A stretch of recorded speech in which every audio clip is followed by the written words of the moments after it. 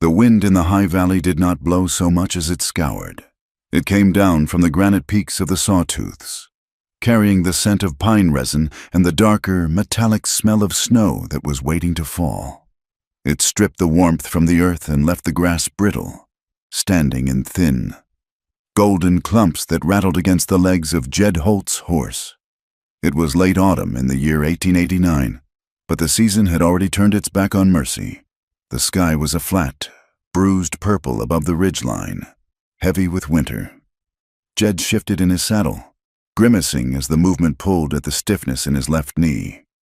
It was a bad knee, ruined 10 years ago by a green-broke colt that had decided to go over backward rather than accept the bit. The cold settled into the joint like a rusty nail, a constant, dull ache that marked time better than the pocket watch ticking in his vest.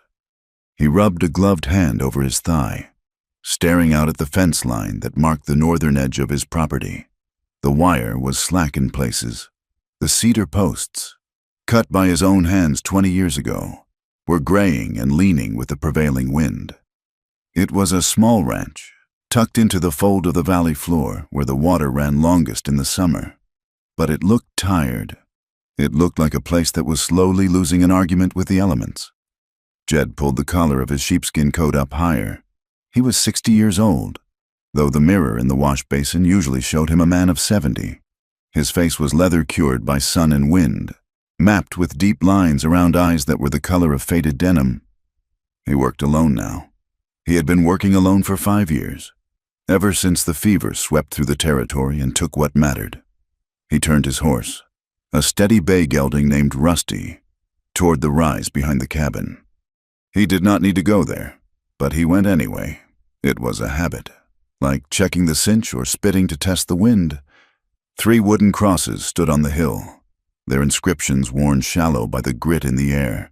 Martha, Thomas, Samuel. Jed took off his hat, the wind immediately tearing at his thinning gray hair. He sat there for a long moment, the silence of the valley pressing in on his ears. It was a heavy silence, not peaceful. It was the silence of a house where no one laughs and no boots run across the floorboards.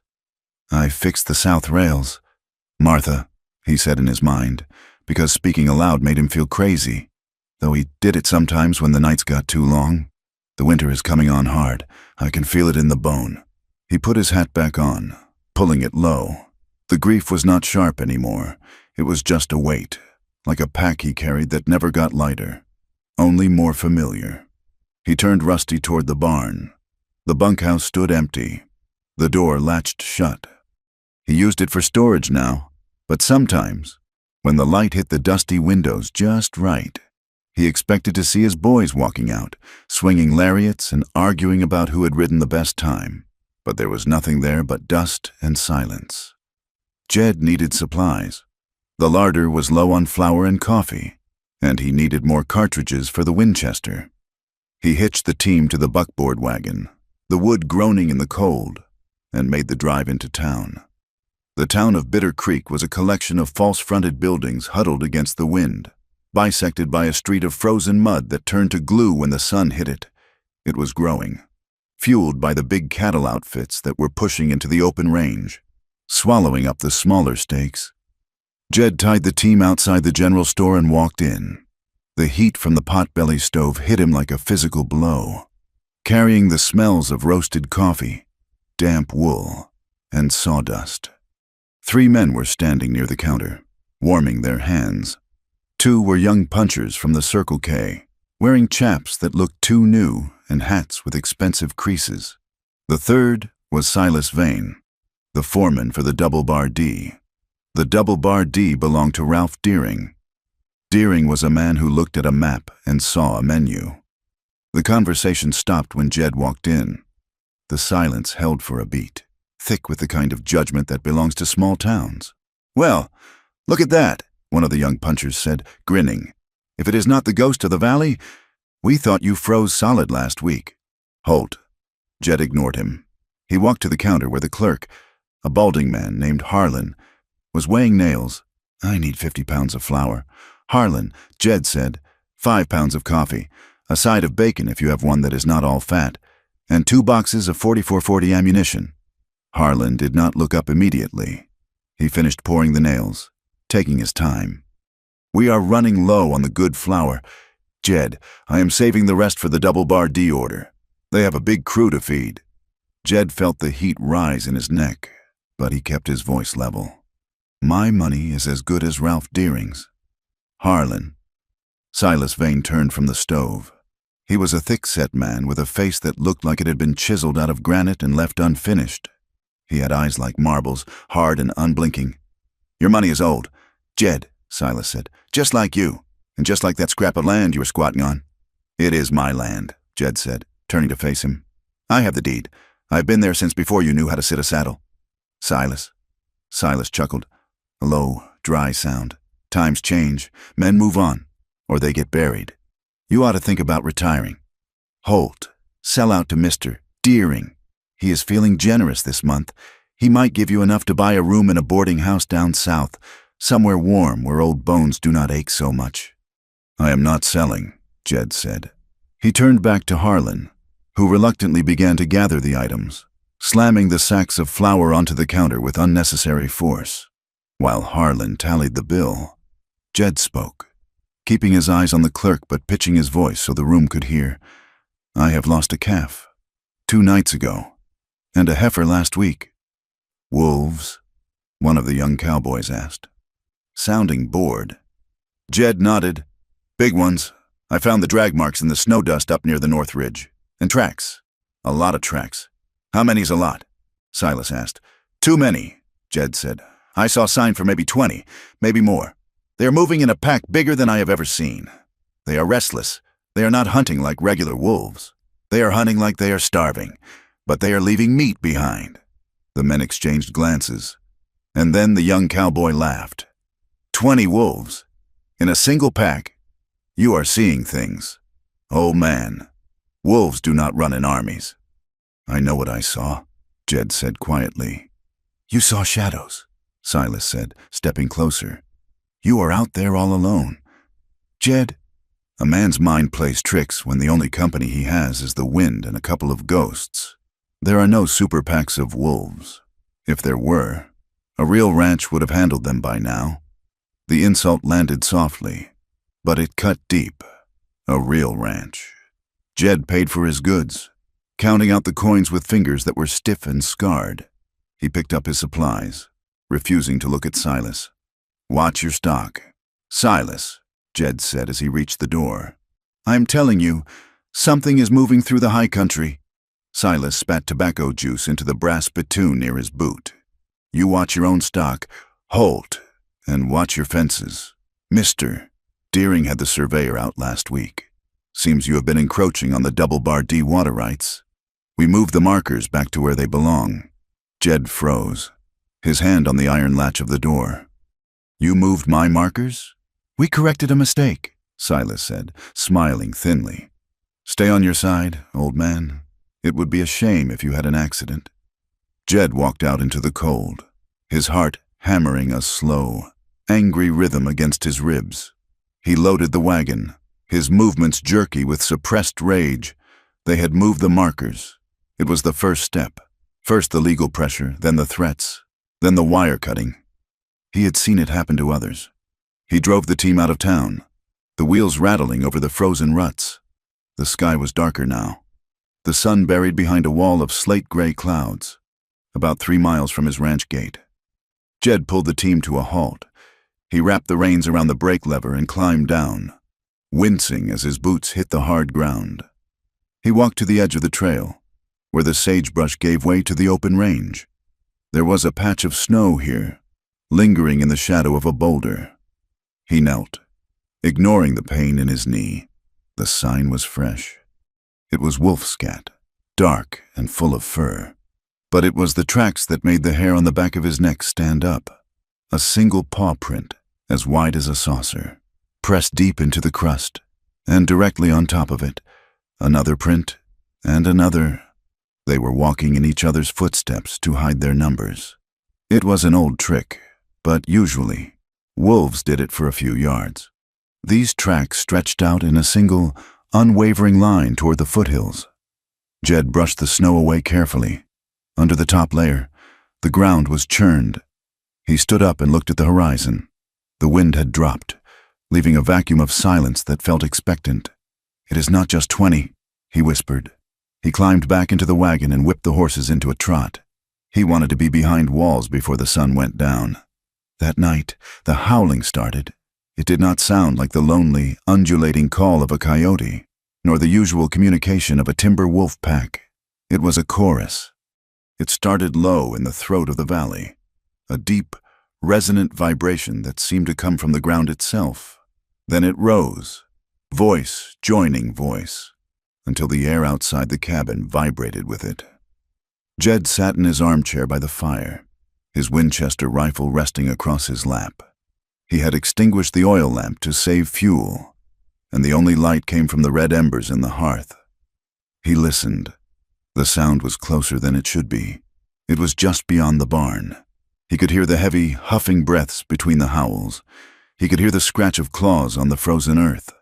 The wind picked up again, whistling through the chinking of the logs, arguing with the living things outside. Jed's hand tightened on the walnut stock of the rifle. He did not sleep.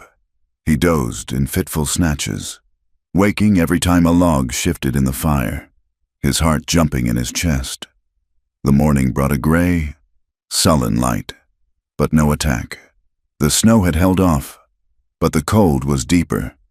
Jed spent the day reinforcing the barn door with heavy oak planks. He checked the horses, who were spooked and rolling their eyes, sweating despite the chill. He cleaned his rifle, oiling the action until it slid like silk. Dusk was falling when he heard the dog bark. Jed did not have a dog. His old hound had died last winter, but he heard the sharp, warning bark of a stray, followed by a yelp of pain that was cut short. He grabbed the rifle and threw open the cabin door. There was no wolf. Standing at the bottom of the porch steps, swaying slightly, was a woman. She was small, wrapped in a threadbare wool shawl that was black with grime. She wore a man's oversized coat that swallowed her frame, and her boots were split at the seams, revealing strips of rag wrapped around her feet. She held a small bundle tight against her chest. Jed raised the rifle slightly, not pointing it at her, but keeping it ready. "Who is there?" he called out. The woman looked up. Her face was thin, the cheekbones sharp enough to cut. Her skin was the color of copper, marking her as Mexican or perhaps mixed with the indigenous tribes of the South. Her hair was black and matted, escaping from under a torn scarf. But it was her eyes that held him. They were dark, almost black, and they did not flinch at the sight of the weapon. They did not beg, and they did not trust. They just watched him with a terrifying, exhausted stillness. "I'm looking for the Holt Ranch," she said. Her voice was raspy, dry as dust. "You found it," Jed said. "I am Jed Holt." She let out a breath that was half a shudder. "I was told," she started, then swayed again. "I was told there was work. A man named Carson. He said he wrote to you." Jed lowered the rifle. "Carson?" "Carson died 4 months ago. Miss got kicked in the head by a mule." The woman closed her eyes. Her shoulders slumped. And for a second, Jed thought she was going to collapse right there in the snow. "Dead," she whispered. She turned around slowly, looking back into the gathering dark. The wind whipped her shawl, exposing a bruise on her wrist, dark purple and ugly against her skin. "I have nowhere else," she said to the dark. She took a step away from the porch, stumbling. Jed looked at the darkness beyond the fence. He thought of the tracks he had seen. He thought of the howling that had shaken the cabin walls the night before. "Wait," he said. She stopped but did not turn. "You cannot walk back to town tonight," Jed said. "It is 10 miles, and the temperature is dropping. And there are things out there you do not want to meet in the dark. I have no money to pay for a room," she said, her voice hard. "I did not ask for money," Jed said. "Come inside. I have stew on the fire. It is warm." She turned then, looking at him. She studied his face, looking for the cruelty she clearly expected to find. She looked at the rifle, then at his hands, then at his eyes. Jed stepped back and opened the door wider, letting the firelight spill out onto the snow. "I am alone here. Miss, you are safe enough." She hesitated for another long moment. then walked up the steps. She moved with a painful stiffness, favoring her right leg. As she passed him, he smelled the scent of wood smoke, old sweat, and fear. Inside, the cabin was simple. A table, 2 chairs, a bunk built into the wall, the stone fireplace. It was clean, but it felt empty. "Sit," Jed said, gesturing to the table. She sat, keeping her bundle in her lap. Jed ladled stew into a tin bowl and cut a thick slice of bread. He placed it in front of her, along with a mug of coffee. She ate slowly, deliberately, though he could see the hunger making her hands shake. She did not wolf it down like a starving animal. She ate with a dignity that made Jed look away to give her privacy. "I am Elena Reyes," she said after the bowl was empty. "Where did you come from?" "Elena?" Jed asked. He was cleaning the rifle again, sitting in the armchair, giving her space. "Texas," she said. "I came up on a wagon train as far as Denver, then hitched rides. I was looking for work. The town, your town." She stopped, her jaw tightening. "What did they do?" Jed asked. She looked at her hands. "I asked at the boarding house. The woman looked at me like I was dirt. She said they do not take drifters. I went to the saloon to ask if they needed a cleaner. The men—" She trailed off. She did not need to finish. Jed knew what the men in the saloon were like. He knew what they thought of a woman alone, especially a woman with skin that wasn't white. "One man followed me out," Elena said, her voice flat. "He said I looked like I needed a protector. He said he would take care of me if I was nice. I had to pull my knife to get away." Jed nodded slowly. "That sounds like Bitter Creek." "I am a widow," she said, lifting her chin as if daring him to challenge her. "My husband was a drover. He died on the trail 2 years ago. It was a hard life for a widow. Jed knew that. Without a man, a woman was considered prey or a burden." "Why did you come here?" Jed asked. "Because I have debts," she said. "My husband left debts. The men he owed, they said I was responsible. They took my house. They took everything. I had to leave or—" She stopped again, her eyes flashing with a sudden, sharp anger. "I am not a whore, Mr. Holt, and I am not a beggar. I work hard. I can cook. I can mend. I can handle horses. Carson promised me a job." Jed looked at her. He saw the split boots. He saw the bruises that she tried to hide by pulling her sleeves down. He saw a woman who had walked through fire and was still standing. He needed help. His knee was getting worse every day. He couldn't fix the roof and ride the fence and cook the meals. "I cannot pay much," Jed said. "The ranch is barely breaking even. But I can offer you a roof, a warm bed, food, and I will not ask you for anything else." Elena looked at him, searching his face again. "No questions?" "No questions," Jed said. "You do the work, you get the keep. Honest work for honest shelter. That is the deal. Not charity." Elena was silent for a long time. She looked around the cabin, at the solid logs, the fire, the absence of men who would hurt her. "I can sleep in the barn," she said. "You will freeze in the barn." Jed said, "You take the bunk. I will take the bedroll by the fire. My back prefers the floor anyway." She nodded once, a sharp, jerky motion. "Deal." They fell into a rhythm over the next few weeks as late autumn bled into the hard white of winter. It was an uneasy partnership at first. They moved around each other like 2 stray dogs, careful not to invade the other's space. They spoke little. The silence of the ranch, which had been heavy with grief for Jed, began to change. It was still quiet, but it was a shared quiet. Jed showed her how to mix the feed for the horses. He watched as she chopped wood, her swing efficient and practiced. She hauled water from the creek, breaking the ice with a pry bar, her breath puffing white in the air. She never complained. She never asked for help. One afternoon, they were salting the last of the beef in the smokehouse. The air was pungent with brine and hickory.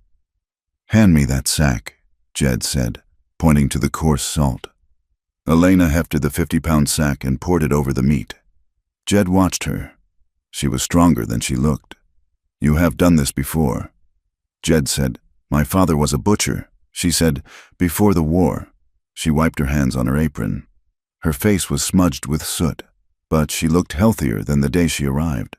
The hollows in her cheeks were filling in. Jed found himself working harder, trying to hide his limp. He did not want her to see him as a cripple. He wanted to be the protector he had promised to be. One evening, the wind was particularly vicious, battering the cabin with gusts that sounded like fists. They had finished supper, a rabbit stew from the traps Elena had learned to check. Elena was sitting at the table, mending one of Jed's shirts. The firelight cast soft shadows on her face, softening the sharp angles. Jed was in his chair, whittling a new handle for the axe. He looked up and saw that her hands had stopped moving. Her head had dipped forward, her chin resting on her chest. The needle was still pinched between her fingers. She was asleep. She looked younger when she slept. The defensiveness was gone from her mouth. She looked exhausted, but peaceful. Jed stood up quietly, wincing as his knee popped. He moved across the room, his socks silent on the floorboards. He picked up the heavy wool blanket from the end of the bunk. He moved to the table and very gently draped it over her shoulders. Elena stirred but did not wake. She sighed, a long, soft sound, and pulled the blanket tighter around herself in her sleep. Jed stood there, his hand hovering inches from her shoulder. He felt a sudden, fierce tightening in his chest. It was not desire. Exactly. It was something older and more dangerous. It was the instinct to stand between a fragile thing and the dark. He wanted her to be safe. He wanted to keep the world from hurting her anymore. It frightened him. That feeling, it made him vulnerable. A man with nothing to lose is hard to break. A man with something to protect can be destroyed. He stepped back, retreating to the shadows of the fireplace. He sat down and stared into the flames, listening to the wind. Then he heard it. It was not a howl this time. It was a silence. The wind had not stopped, but the horses in the barn had gone deadly quiet. The usual shifting and stomping had ceased. Jed stood up and grabbed his rifle. He opened the door a crack, just enough to look out. The moon was behind the clouds, but the snow reflected a faint, ghostly luminescence.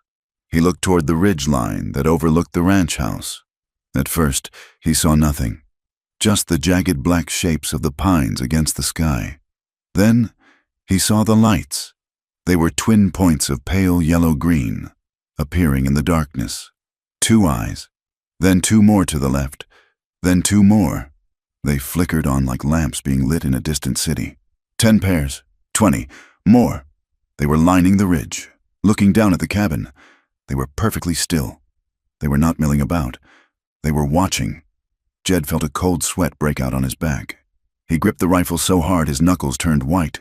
He had never seen wolves behave like this. They were not just hunting. They were reconnoitering. He blinked, and in that split second, the lights vanished. It was as if the dark had opened its mouth and swallowed them whole. The ridge was empty again, save for the trees and the wind. Jed stood there for a long time, the cold air freezing the sweat on his skin. He looked back into the warm cabin, at Elena sleeping with her head on the table, wrapped in his blanket.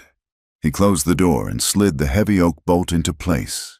"It begins," he whispered to the empty room. He went to the window and covered it with the heavy shutter, plunging the room into the dim orange glow of the dying fire. He did not put the rifle down. He sat in the chair, facing the door, and waited for the morning that felt 1,000 miles away. Winter did not arrive in the valley with a polite knock. It kicked the door down. By the first week of December, the snow had ceased to be a decoration on the peaks and had become a siege weapon. It fell in dry, hard pellets that hissed when they struck the ground, and then it crusted over under the pale, heatless sun, turning the valley floor into a sheet of abrasive white. The nights were the worst. The temperature dropped so low that the moisture in a man's breath froze instantly in his beard, forming icicles that pulled at the skin. The creek edges turned to glass, the water running black and sluggish beneath the expanding ice. Jed Holt moved through this frozen world with the grim determination of a man who had seen 30 such winters and respected every one of them. He taught Elena Reyes the rhythm of survival, knowing that in this country, ignorance was a grave marker. He taught her how to read the weather and the color of the western sky. A bruised purple meant wind. A milky white haze meant heavy snow. He showed her how to stack the firewood, bark side down to keep the rot out. Tight enough to keep mice from nesting, but with enough air to let the wood breathe and dry. "You have to listen to the horses," Jed told her one morning as they stood in the barn, the air thick with the smell of hay and manure. They were grooming the team. The horses were skittish, their ears swiveling toward the back wall, nostrils flared to test the drafts. "They know before we do," Jed said, running a brush over Rusty's flank. "If they bunch up, something is hunting. If they go dead still, something is already here." Elena listened, her hands moving steady and sure. She had a way with the animals that Jed had not expected. She did not baby them, but she did not bully them either. She spoke to them in low, rhythmic Spanish, a soft cadence that seemed to settle their nerves better than Jed's gruff commands ever had. She proved capable, more than capable. She was resilient in a way that had nothing to do with physical size and everything to do with will. When the water buckets froze solid, she took the axe and broke the ice without complaint. When the flour grew weevils, she sifted them out and baked the bread anyway, because waste was a sin. The cabin changed. It was a subtle shift, like the slow turning of a season. The heavy silence that had lived in the corner since Jed's family died began to retreat. There was the sound of a spoon scraping a pot, the scent of dried sage and rosemary hanging from the rafters, the warmth of a second body in the room, displacing the cold air. It felt dangerous to Jed. It felt like hope, and hope was a thing that could be taken away. He found himself lingering over his coffee in the morning, watching the way the gray light caught the side of her face, and then he would push the mug away angrily and go out into the cold, telling himself he was just an old fool getting soft in the head. But the wolves did not let them forget. 2 weeks into the deep freeze, Jed rode out to check the herd. He kept the cattle in the lower pasture, closer to the house, where the windbreak of cottonwoods offered some shelter. He counted them, 32 head. One was missing. He found the heifer a quarter of a mile up the fence line. She was still alive, but she would not be for long. She was standing on 3 legs, her breath coming in ragged plumes of steam. Her right flank was torn open, a jagged, weeping wound that exposed the muscle. Jed dismounted, his stomach turning over. He had seen wolf kills before. Wolves usually hamstrung their prey, snapping at the tendons to bring the animal down. This was different. This was a slash, deep and reckless, as if the beast that made it had done it for the sheer pleasure of feeling skin part under teeth. He walked a circle around the heifer, his eyes on the snow. The tracks were there. They were the same ones he had seen on the road, large, heavy prints, but there were more of them now. They wove together, crossing and recrossing, braiding into a single confused highway of paw marks. It looked like a dozen wolves had moved as one fluid entity. Jed ended the heifer's suffering with a single shot from his Colt. The report cracked through the frozen air, echoing off the valley walls like a thunderclap. He stood for a moment, the smoking gun in his hand, looking at the gray horizon. They were testing him. They were bleeding his stock to see if he would fight back. "We have to go to town," Jed said when he returned to the cabin. Elena looked up from the wash basin, her hands red from the cold water. "Now? It will be dark in 4 hours. We go now," Jed said, his voice hard. "I need more wire, and I need to tell the sheriff. If this pack moves south, they will hit the deering herds next. Even Deering deserves a warning. The ride to Bitter Creek was a punishment. The wind cut through their coats, finding every gap in the stitching." Elena rode an old roan mare Jed had saddled for her, sitting the horse with the natural balance of someone who had spent her life moving. When they tied up at the hitching rail, the town looked hunkered down, miserable and gray. Smoke pumped furiously from the chimneys. They went to the sheriff's office first. Sheriff Miller was a man whose primary qualification for the job was his size and his ability to ignore things that were difficult to solve. He sat behind his desk, nursing a mug of coffee that smelled like burnt chicory. Wolves. Jed, Miller said, leaning back in his chair. He wiped his mustache with the back of his hand. It is winter. Wolves eat cows. That is the way of the world. Not like this, Jed said, leaning his knuckles on the desk. They are packing up. Miller, I saw a sign for 30 or 40 animals moving together. They tore a heifer apart and left her standing. That is not hunger. That is sport. Miller chuckled. A wet, rattling sound. 40 wolves? You are telling me there is an army of wolves marching on the valley? Come on, Jed. You have been out there alone too long. The wind starts to sound like voices after a while. I am telling you what I saw. Jed snapped. Miller shrugged. Well, if they come into town, I will shoot them. Until then, it is your range. Holt, you handle it. Jed turned and walked out. His jaw set so hard his teeth ached. Elena followed him, silent. They went to the general store for the wire. The atmosphere inside was warmer, but the reception was colder. The store was crowded with men waiting out the afternoon chill, ranch hands, drifters, and the usual collection of town idlers. The conversation died when Elena walked in. It was not just that she was a woman. It was who she was. She was Mexican, and she was with Jed Holt, a man the town had already decided was a relic. Jed moved to the counter, ordering the wire and a case of cartridges. He could feel the eyes on his back. He could hear the whispers. She is the one, a voice murmured. Showed up out of nowhere. Bad luck follows people like that. Another voice answered, low but audible. First the drought south of here, now the winter. Jed stiffened. He glanced at Elena. She was standing by the stove, her face carefully blank, staring at the iron grating. She heard them. He knew she heard them. Silas Vane, Deering's foreman, was leaning against a barrel of pickles. He was picking his teeth with a splinter of wood. Heard you lost a heifer. Holt, Silas said loudly. Jed turned slowly. News travels fast.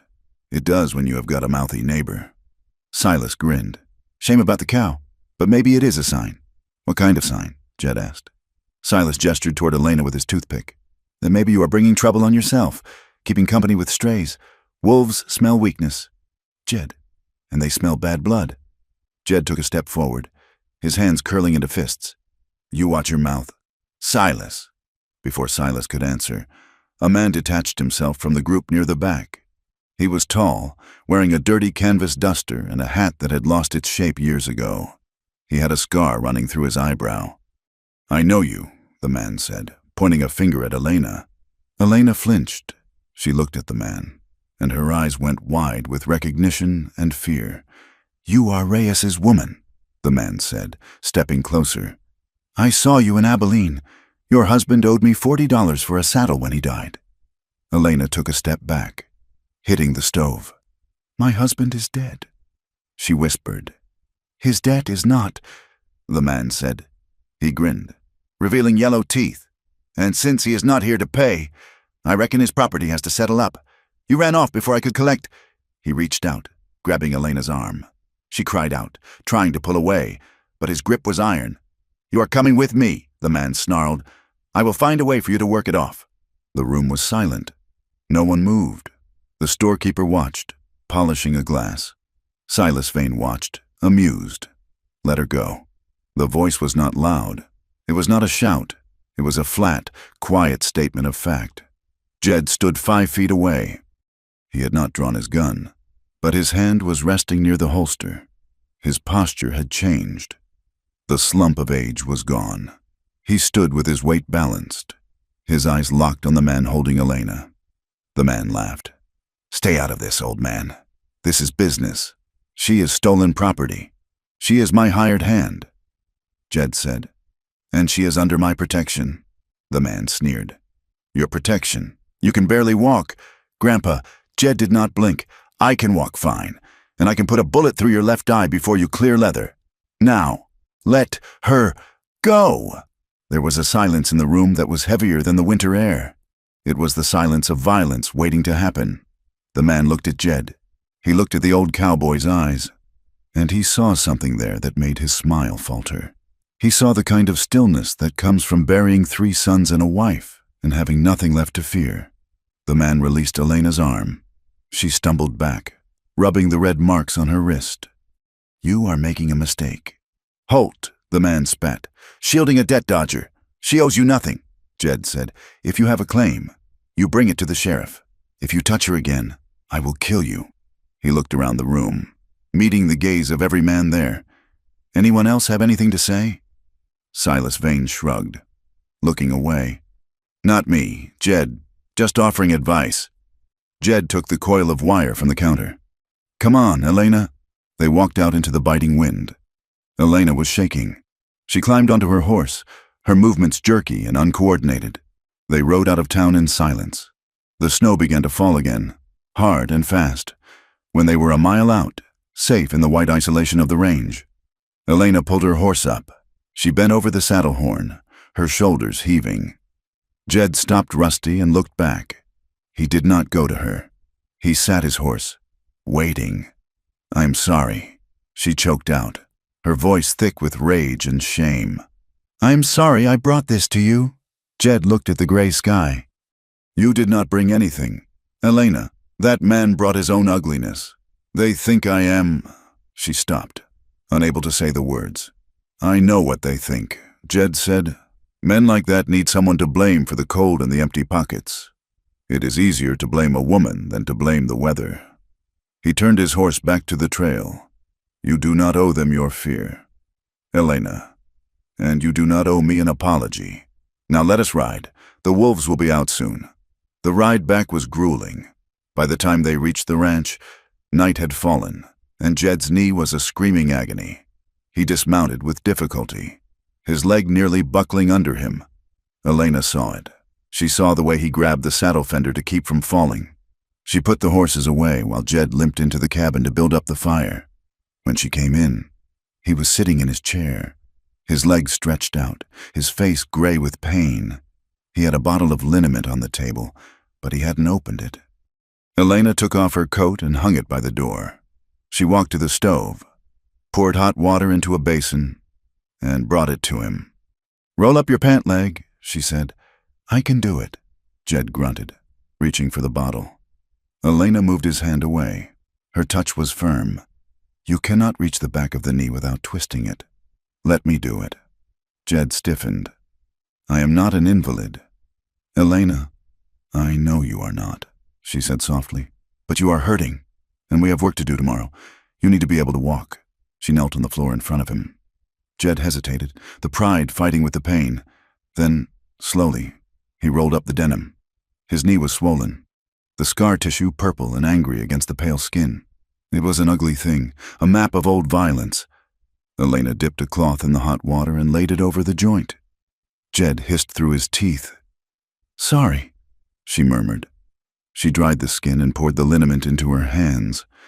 The smell of camphor and turpentine filled the room, sharp and medicinal. She began to rub it in. Her hands were rough, calloused from work, but her touch was gentle. She worked the oil into the tight muscles, her fingers finding the knots and easing them out. Jed stared at the top of her head. He watched the firelight catch the dark strands of her hair. He felt the warmth of her hands on his skin, and a sudden, confusing wave of emotion washed over him. It was shame. Yes, the shame of an old man needing care from a young woman, but beneath the shame was something else. A hunger for the touch, a longing to be held, to be tended to. He pulled his leg back abruptly. "That is enough." Elena looked up, startled. Her eyes met his. There was a moment, a heartbeat, where neither of them moved. The air between them seemed to charge, thick and heavy.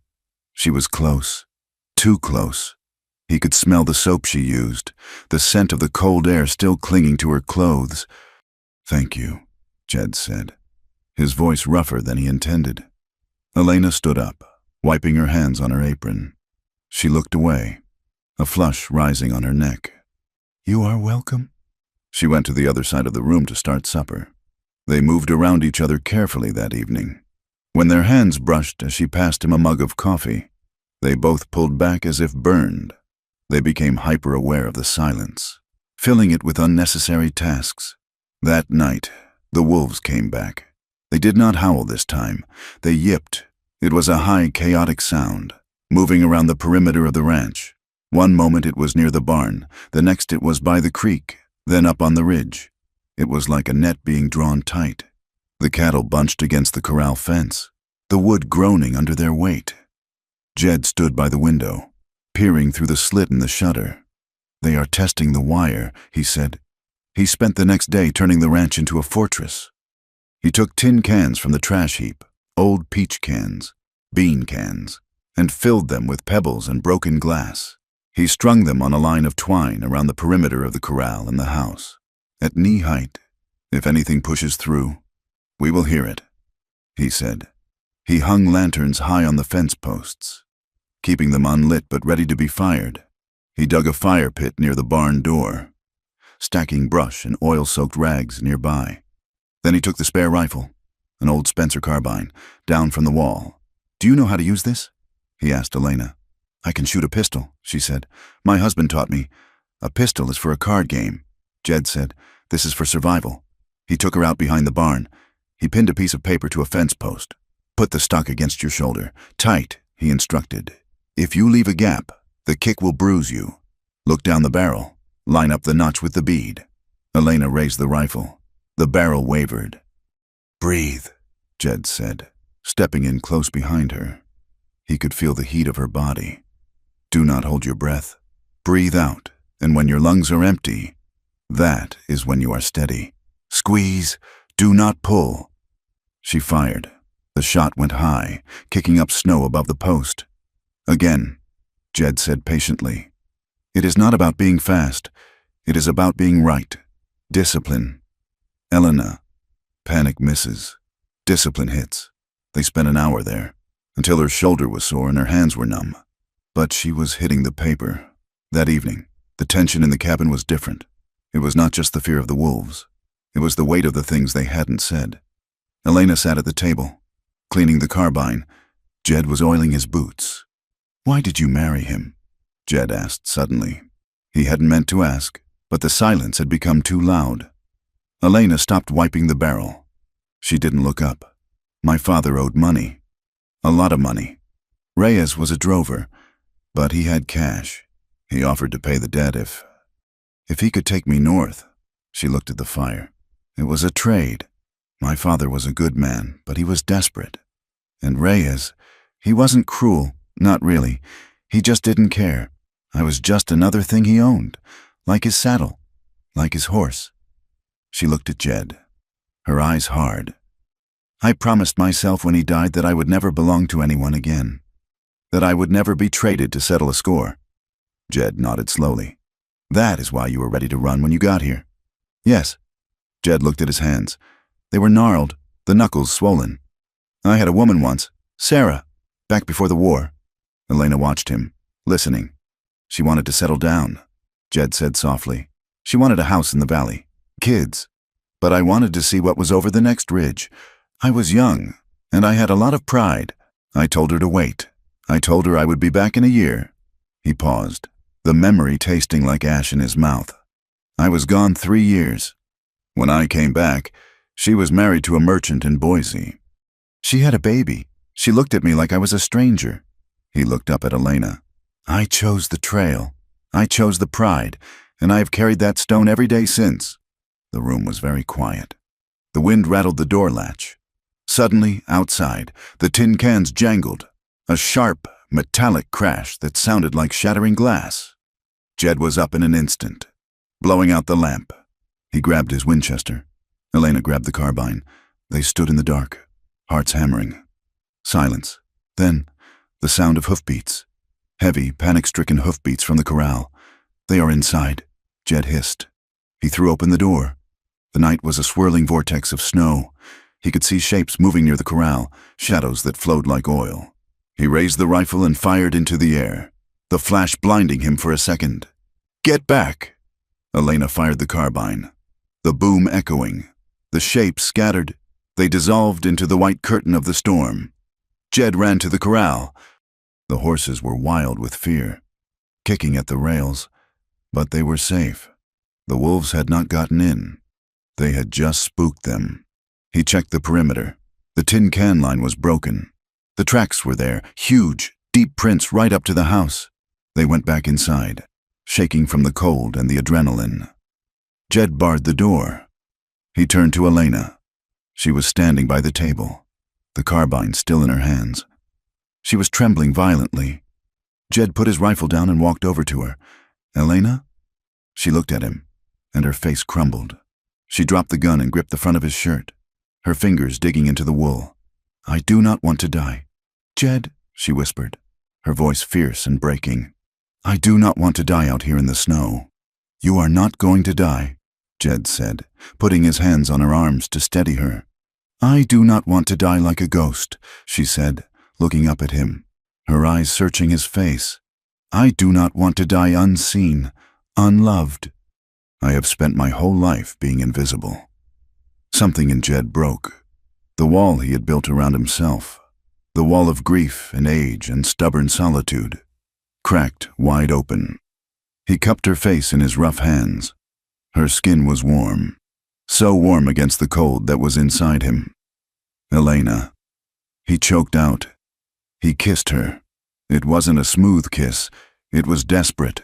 It was the collision of two people who were terrified and lonely and alive. He kissed her like he was drowning and she was air. He kissed her like it scared him. How much he meant it. Elena made a sound in her throat and pressed closer, her hands moving up to grip his neck. For a moment, the wolves and the winter and the town didn't exist. There was only the fire and the taste of her. They pulled back, gasping, their foreheads resting against each other. Jed's hands were shaking. He looked at her, seeing her clearly. Not a stray, not a hired hand, but Elena. We have to survive this," Jed whispered. His voice was ragged. "We have to get through the winter." Elena nodded, her eyes bright with tears and fire. "Yes, we cannot do this if we are dead," Jed said, trying to find his balance. It felt like a lie. It felt like he was pushing away the only good thing that had happened to him in years. But he knew, with the certainty of a man who knew the wild, that distraction meant death. Elena stepped back slowly. She touched her lips. "Okay," she said softly. "First, we live." They slept in shifts that night, fully dressed, guns in their laps, but the air between them had changed. It was no longer just a partnership. It was a promise. Morning came with a deceptive calm. The wind had died. The sun was out, blindingly bright on the snow. Jed went out to check the tin line. He followed the tracks backward, away from the house, trying to see where they had breached the perimeter. The tracks led north, toward the boundary line with the double-barred D. Jed walked, leaning on his rifle, his bad knee protesting the deep snow. He followed the trail for half a mile. He crested a small rise and stopped. There, about 50 yards from his fence line, was a carcass. It wasn't a cow, it was a deer, but it hadn't died naturally. It was lying in a patch of trampled snow. Jed walked down to it. The deer had been cut open. The entrails were spilled out. Frozen now, but wrapped around the rib cage, glinting in the sun, was a piece of baling wire, and stuck in the frozen meat was a distinct boot print. Someone had dragged the carcass here. Someone had staked it down. Jed knelt, touching the wire. It was bait. They weren't just being hunted by wolves. Someone was drawing the pack in. Someone was laying a trail of blood right to his door. He looked toward the deering land in the distance. A cold rage, colder than the winter, settled in his gut. He stood up, looking back at the cabin where Elena was waiting. "They want a war," he whispered. He racked the lever of his Winchester, chambering around. Then they will get one. January buried the valley in a silence so deep it felt heavy enough to break the roof beams. The snowdrifts along the fence line rose taller than the cedar posts, turning the landscape into a smooth, deceptive ocean of white where a man could step into a hollow and disappear up to his chest. The sky was no longer a dome of air but a low ceiling of hammered lead, pressing down on the mountains until the peaks seemed to bow under the weight. Jed Holt moved through the drifts with the grim persistence of a man walking into a headwind that had not stopped for 40 days. His face was windburned to the color of raw beef. The skin around his eyes crinkled permanently against the glare. Every breath was a negotiation with the cold. The wolves were changing. In the early weeks, they had been shadows at the edge of the firelight, nightmares that vanished with the sun. Now, they were bold. Jed heard them during the daylight hours, a chorus of yips and howls that echoed off the canyon walls, mocking the noon sun. They were testing the range of the rifle, appearing on the ridge lines in plain sight, gaunt, gray shapes that sat on their haunches and watched the ranch house with a terrifying patience. The cattle were losing condition fast. It was not just the scarcity of the winter grass, buried deep under the crust. It was the stress. The herd stood bunched in the lower pasture, heads down, ribs showing through their winter coats like the staves of a barrel. They did not eat. They watched. They slept in fitful, twitching bursts, terror burning the fat off their bodies faster than the cold. Jed rode out on Rusty, the big bay gelding stepping high and careful through the drifts. He was following a hunch and a set of tracks that did not belong to an animal. He found it near the eastern boundary, where the land rose toward the timber line bordering Ralph Deering's vast holdings. It was a carcass of a pronghorn doe. It lay in a small clearing, the snow around it trampled flat, but it was not a kill site. There was no spray of blood, no drag marks from a chase. The doe lay perfectly centered in the clearing.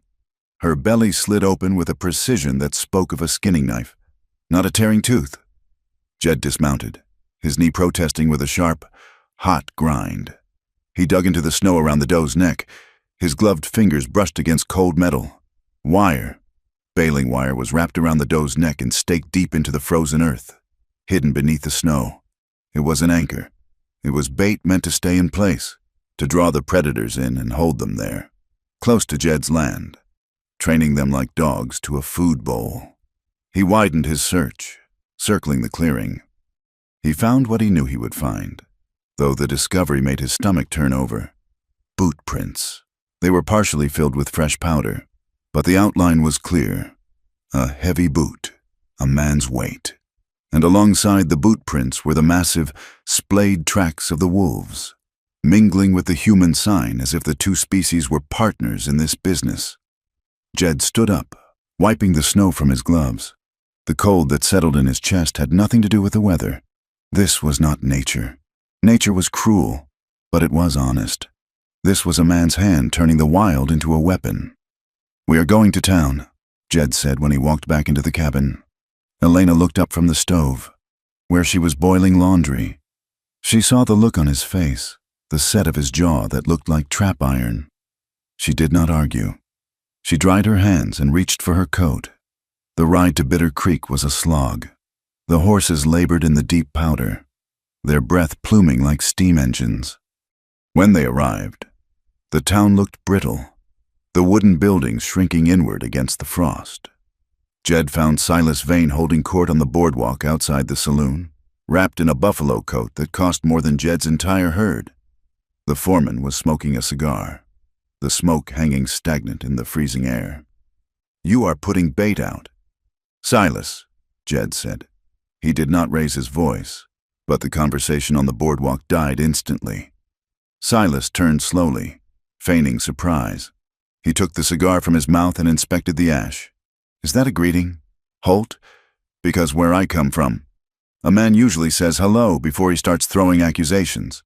I found a doe wired down near the boundary line," Jed said, stepping up onto the wood planks. "Gutted with a knife, staked with baling wire, and boot prints leading back to your range." Silas smiled, but it did not reach his eyes. His eyes were like polished stones. A dead deer. In winter? Imagine that. Maybe a hunter lost his kill. "Maybe you are seeing things again, old man. You are drawing them in," Jed said, his voice tightening. "You are baiting the packs to the edge of my land. You want them to clear me out so Deering can walk in and take the water rights without firing a shot." Silas took a step forward, dropping the pretense of amusement. "Listen to me, Holt. You go around spreading talk like that, saying Ralph Deering is conspiring with wolves, and you're going to find yourself in a cell for slander. Or worse." "Worse," Jed challenged. Accidents happen on the range, Silas said softly. A man riding alone. A horse stumbles. A gun goes off cleaning it. It is a dangerous country. You ought to be careful. Jed held his ground, though his hand twitched near his hip. I am not the one who needs to be careful. Silas, when a man feeds a fire, he best make sure he does not get burned when the wind changes. He turned and walked away, leaving Silas staring at his back with a look of pure venom. While Jed was locking horns with the foreman, Elena was fighting a different kind of battle at the general store. She had gone in to buy salt and sewing thread. The store was warm, smelling of spices and dry goods. Mrs. Gable, the wife of the town's banker and a pillar of the local church, was standing by the fabric counter. She was a woman who wore her piety like armor, stiff and unyielding. Elena kept her head down, moving quickly to get what she needed. She felt the eyes on her. It was a physical sensation, like a prickling on the back of her neck. She placed her coins on the counter. The clerk took them with 2 fingers, as if they were infectious. You are still out there. I see, Mrs. Gable said. Her voice was loud, intended for the audience of 2 other women browsing the ribbons. Elena turned slowly. Yes, ma'am. It is mighty charitable of Mr. Holt to keep you. Mrs. Gable said, sniffing. A woman in your situation. Most decent men would not want the scandal under their roof. I work for my keep, Elena said, her voice steady though her heart hammered against her ribs. I earn my place. Work, Mrs. Gable echoed, exchanging a knowing look with the other women. I suppose there are names for that kind of work. You should be grateful, girl. Gratitude is a virtue. Though I shudder to think what kind of sin you are bringing to that poor man's door. The Bible says trouble follows the wicked, and looking at this winter, I would say trouble has surely arrived. Elena felt the blood rush to her face. She wanted to scream. She wanted to tell this woman about the nights spent hauling water until her hands bled, about the fear that lived in the walls, about the cold that never left her bones. Instead, she straightened her spine. She lifted her chin, looking Mrs. Gable in the eye. Mr. Holt is a good man, Elena said clearly, and God sees what happens in the dark. Mrs. Gable. He sees who works, and he sees who judges. She picked up her parcel and walked out. She walked with dignity, her boots thudding on the floorboards. But inside, she was crumbling. The humiliation was a corrosive acid. It ate at her. Was it true? Was she a curse? Was she bringing this darkness down on the only man who had shown her kindness? She met Jed by the horses. He saw the glitter of unshed tears in her eyes and the tight line of her mouth. He did not ask. He knew this town. They were about to mount up when Sheriff Miller stepped out of his office. He held a sheaf of papers in his hand. Hold up, Jed, Miller called out. Jed paused, 1 foot in the stirrup. What is it? Miller. Papers, the sheriff said, thrusting the documents at Jed. Court summons, and a notice of lien. Lien? Jed took the papers, scanning them with disbelief. What are you talking about? Unpaid grazing fees, Miller said, looking bored. And a dispute filed by the Deering estate regarding the water rights to the upper creek. They say you have been damming the flow illegally. I have never dammed that creek in my life, Jed shouted, the paper crinkling in his fist. Tell it to the judge, Miller said. Hearing is set for spring. Until then, there is a hold on your assets. If you cannot pay the fees by the 1st of the month, the county takes the land to auction. It is a lie, Jed said, his voice shaking with rage. It is a squeeze. Deering owns the judge. Miller shrugged. It is the law. Jed, I just served the papers. Jed crumpled the papers into his pocket. He looked at the sheriff, then at the town that had turned its back on him. Come on, Elena, they wrote out, the weight of the injustice pressing down harder than the snow. We need to know the truth, Jed said as they cleared the town limits. Not about the law, about the wolves. He turned Rusty off the main road, heading toward a plume of smoke rising from a draw in the foothills. Where are we going? Elena asked, her voice dull. To see Elias. Jed said, he has trapped these mountains since before the war. If anyone knows what is happening with the packs, it is him. Elias lived in a dugout cut into the side of a hill, the front faced with logs and sod. The inside smelled of cured fur, wood smoke, an unwashed man. Elias was as old as the mountains, his face a map of wrinkles hidden behind a beard that looked like a bird's nest. He welcomed them with a grunt and a pot of tea made from pine needles and bark. "They are not right," Elias said, after Jed told him about the bait. He sat on a stump, whittling a stick. "The wolves, they are not acting right." "How?" Jed asked. "Too many," Elias said, "driven down. There is heavy gunfire up north, in the Montana territory. Big bounties.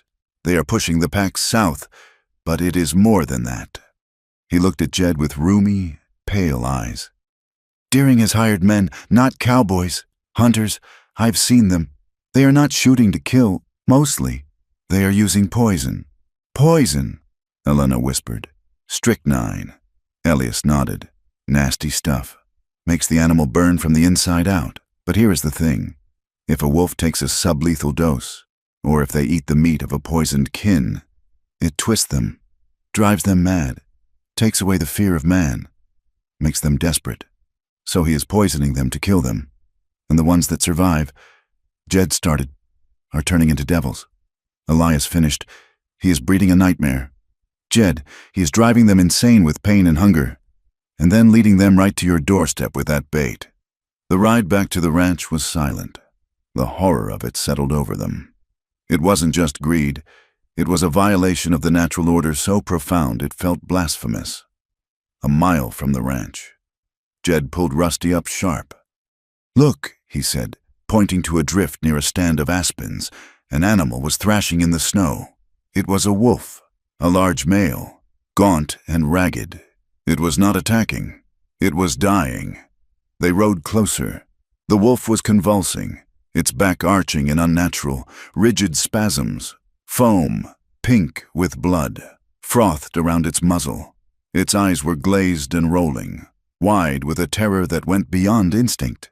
It snapped at the air, biting at invisible enemies, chewing its own tongue. It whined, a high, pitiful sound that sounded like a crying child. Elena turned her face away, burying it in her scarf. "Oh, God!" Jed dismounted. He walked toward the wolf. The animal tried to rise, to snarl, but its legs collapsed. It looked at Jed, and in that look, there was no malice, only agony. It was a victim, just like the heifer, just like Jed and Elena. It was a creature of the wild, twisted and tortured by the greed of a man who sat in a warm house and signed papers. Jed drew his revolver. His hand was shaking, not from fear, but from a profound, aching sorrow. "I am sorry," he whispered. He aimed behind the ear and fired. The wolf slumped. The thrashing stopped. The red stain spread slowly across the white snow. Jed stood there for a long time, looking down at the body.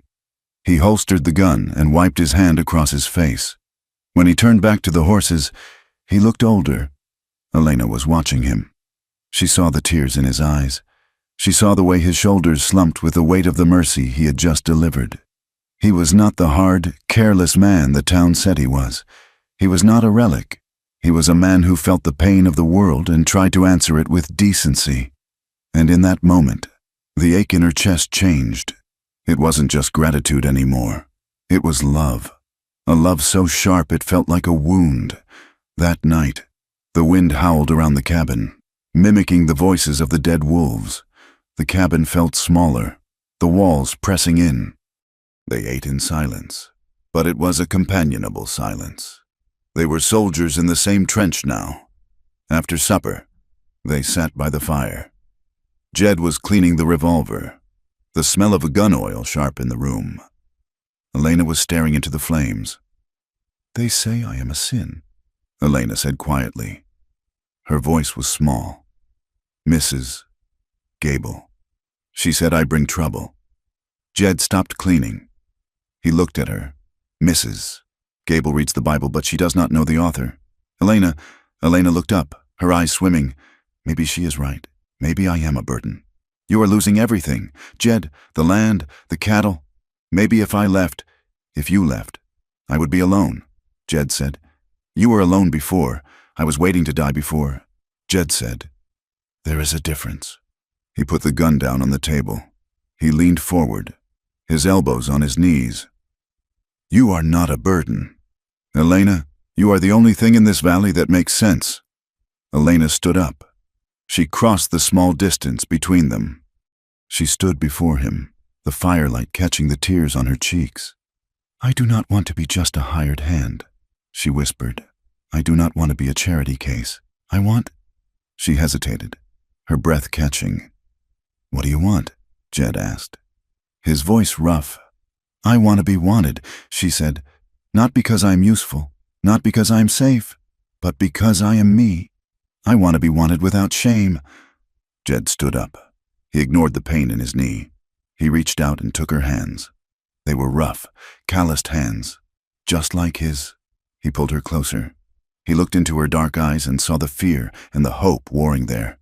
You are not a debt, Elena, he said fiercely. You are not an object to be traded, and you are not alone. He wrapped his arms around her, pulling her against his chest. She felt solid and real and warm. He kissed her. It started gentle, a reassurance. But then the dam broke. The months of fear, the isolation, the adrenaline of survival, it all poured into that kiss. He kissed her until she gasped, her hands gripping his shoulders, her body pressing against his.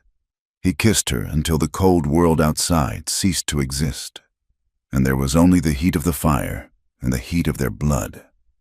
He pulled back, breathing hard, his forehead resting against hers. He wanted her. God, he wanted her. Every part of him ached with it. But he stopped. He stopped because the wolf was dead in the snow. He stopped because the sheriff was coming for the land. He stopped because if they crossed this line, and then they died, it would be a tragedy he couldn't bear. We can't, he whispered, his voice shaking. Not yet. Not while they are at the door. Elena nodded, her eyes dark and heavy. She understood. But the restraint was a physical pain. It hung in the air between them, a charged current that made every glance, every brush of a sleeve, feel like lightning. They slept in their separate beds, but the space between them vibrated with the things they hadn't done. 3 days later, the violence escalated. Jed was mending a harness when the news came. A rider from the Circle K, a young man who looked pale and shaken, stopped at the gate. Did you hear? The boy asked, his voice trembling. Hear what? Jed asked. Schmidt, the German fellow over in the next valley. I know him. Jed said. Hard worker. Quiet. He is dead, the boy said. Wolves took him. Jed went cold. Took him? He was trying to get his stock into the barn. They say he went out to grab his youngest girl, who had run out after a calf. The pack hit them right in the yard. He threw the girl into the loft, but they dragged him down. The boy swallowed hard. They say there was nothing left but bones and boots. Mr. Holt. Jed gripped the fence post. It had happened. The line had been crossed. The town is going crazy. The boy continued. They are scared, and they are angry. Sheriff Miller told folks at the saloon that your ranch is the source. He says you are attracting them. He says... What does he say? Jed asked quietly. He says that woman you have got, he says she is a witch, that she called the beasts down from the hills. People are talking about riding out here. Jed looked at the boy. Go home, son. Lock your doors. He walked back to the cabin. Elena was churning butter. She saw his face and stopped. Schmidt is dead.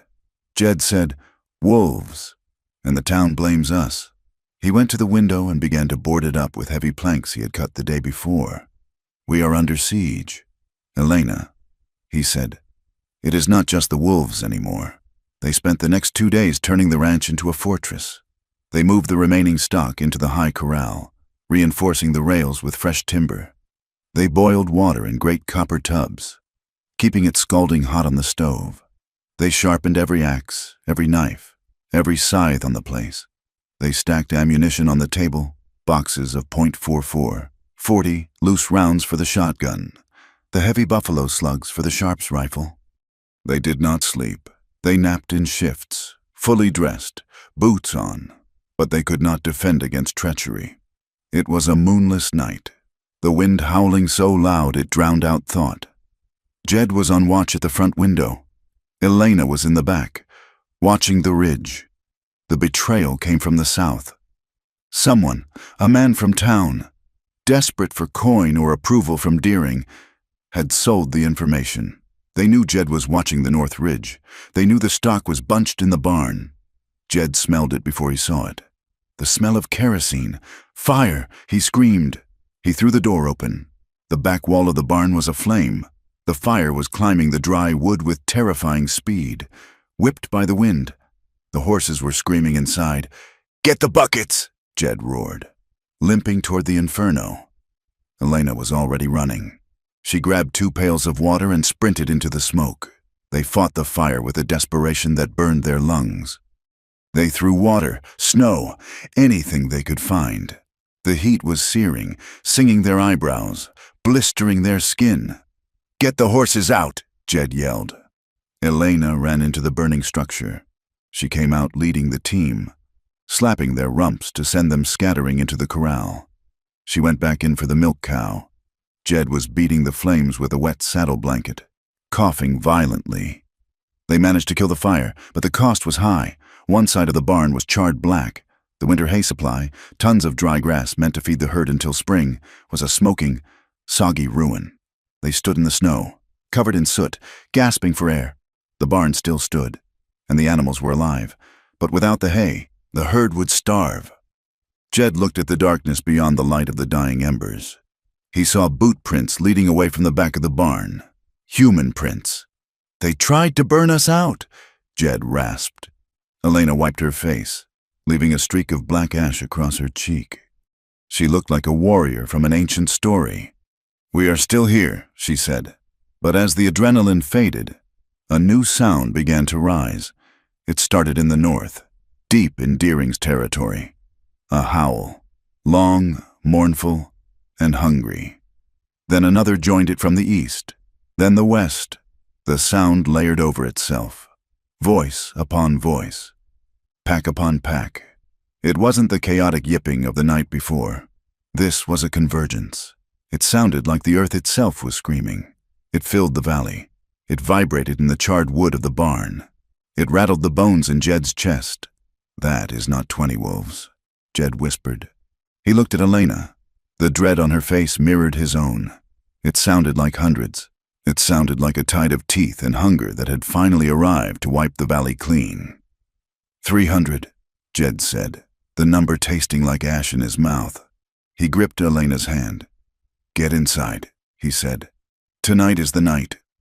They retreated into the cabin, bolting the heavy door against the storm, the smoke, and the fate that was gathering in the dark. The 300 was no longer a number. It was the end of the world.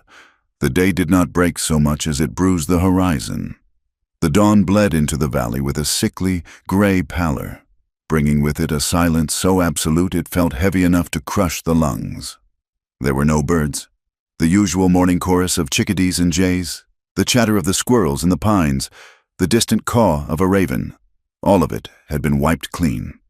The air hung suspended, thick and motionless, carrying the metallic taste of a snow that was gathering its strength in the clouds above but had not yet fallen. Jed Holt stepped out onto the porch, his breath pluming white and vanishing instantly in the dry cold.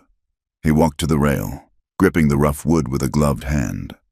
His horse, Rusty, stood in the corral with his head low, ears swiveling frantically toward the north, then the west, then the east. The bay gelding let out a low, nervous whinny that sounded too loud in the quiet. Jed saddled Rusty with difficulty, his fingers stiff and clumsy. He had to see. He had to know the shape of the thing that was coming for them. He rode the perimeter of the ranch, keeping close to the fence line. The snow from the previous weeks lay deep and crusted, but fresh signs were everywhere.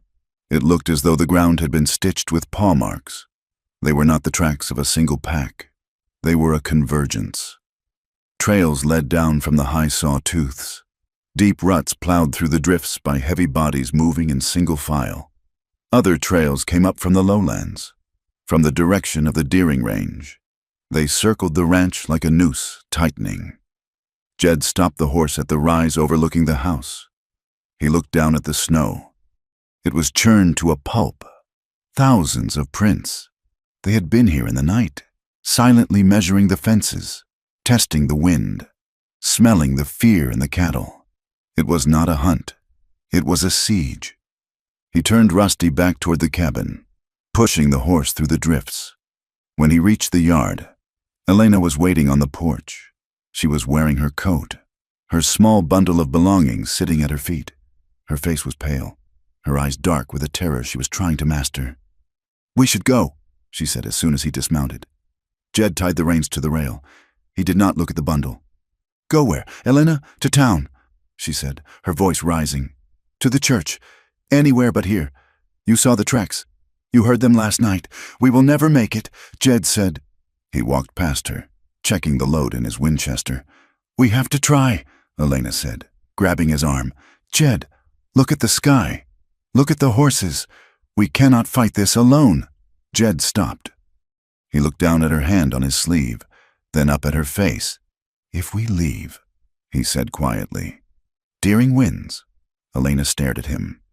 "Deering? He wants us off the land," Jed said. "If we run, the wolves will tear the stock to pieces. The bank will foreclose on a ranch with no assets. Deering will sweep in and take the water rights before the snow melts. He wins without firing a shot," Jed said, his voice hard. "And we become exactly what they say we are. Drifters. Beggars." Elena looked at the bundle at her feet, then back at the dark timberline. "Is a ranch worth dying for?" she asked. "It is not about the ranch anymore," Jed said. "It is about whether we're going to let them break us. If we run now, we run forever." He stepped inside the cabin. Elena stood on the porch for a long moment. The silence of the valley pressed against her ears. She looked at the horizon, where the clouds were turning a color like a bruise. She looked at the cabin door. She picked up her bundle, walked inside, and set it down in the corner. "Tell me what to do," she said. They spent the remaining hours of daylight turning the homestead into a fortification. They worked with a frantic, focused energy, speaking only in short commands. "Fill the lanterns," Jed said. "All of them, even the broken one. We need light." Elena trimmed wicks and poured kerosene until the cabin smelled sharp and chemical. Jed went to the barn. He brought the milk cow and her calf into the lean-to attached to the main cabin, barricading them in with heavy oak planks. He moved Rusty and the two other best horses into the center stalls of the barn. Reinforcing the doors with cross beams, he nailed into the frame. The rest of the herd had to stay in the corral. It was a gamble, but there was no room for 30 head of cattle inside.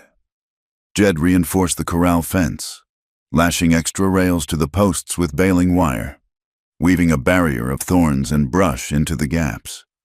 They brought everything they could use inside the main house: axes, the pitchfork, a heavy iron pry bar. They stacked firewood near the hearth until it reached the window ledge. By late afternoon, the air changed. The heavy stillness broke, replaced by a low, moaning wind that seemed to rise from the earth itself. The light began to fail. It was not a normal sunset. The sun simply dissolved behind a wall of gray, and the world turned the color of ash. "We eat now," Jed said.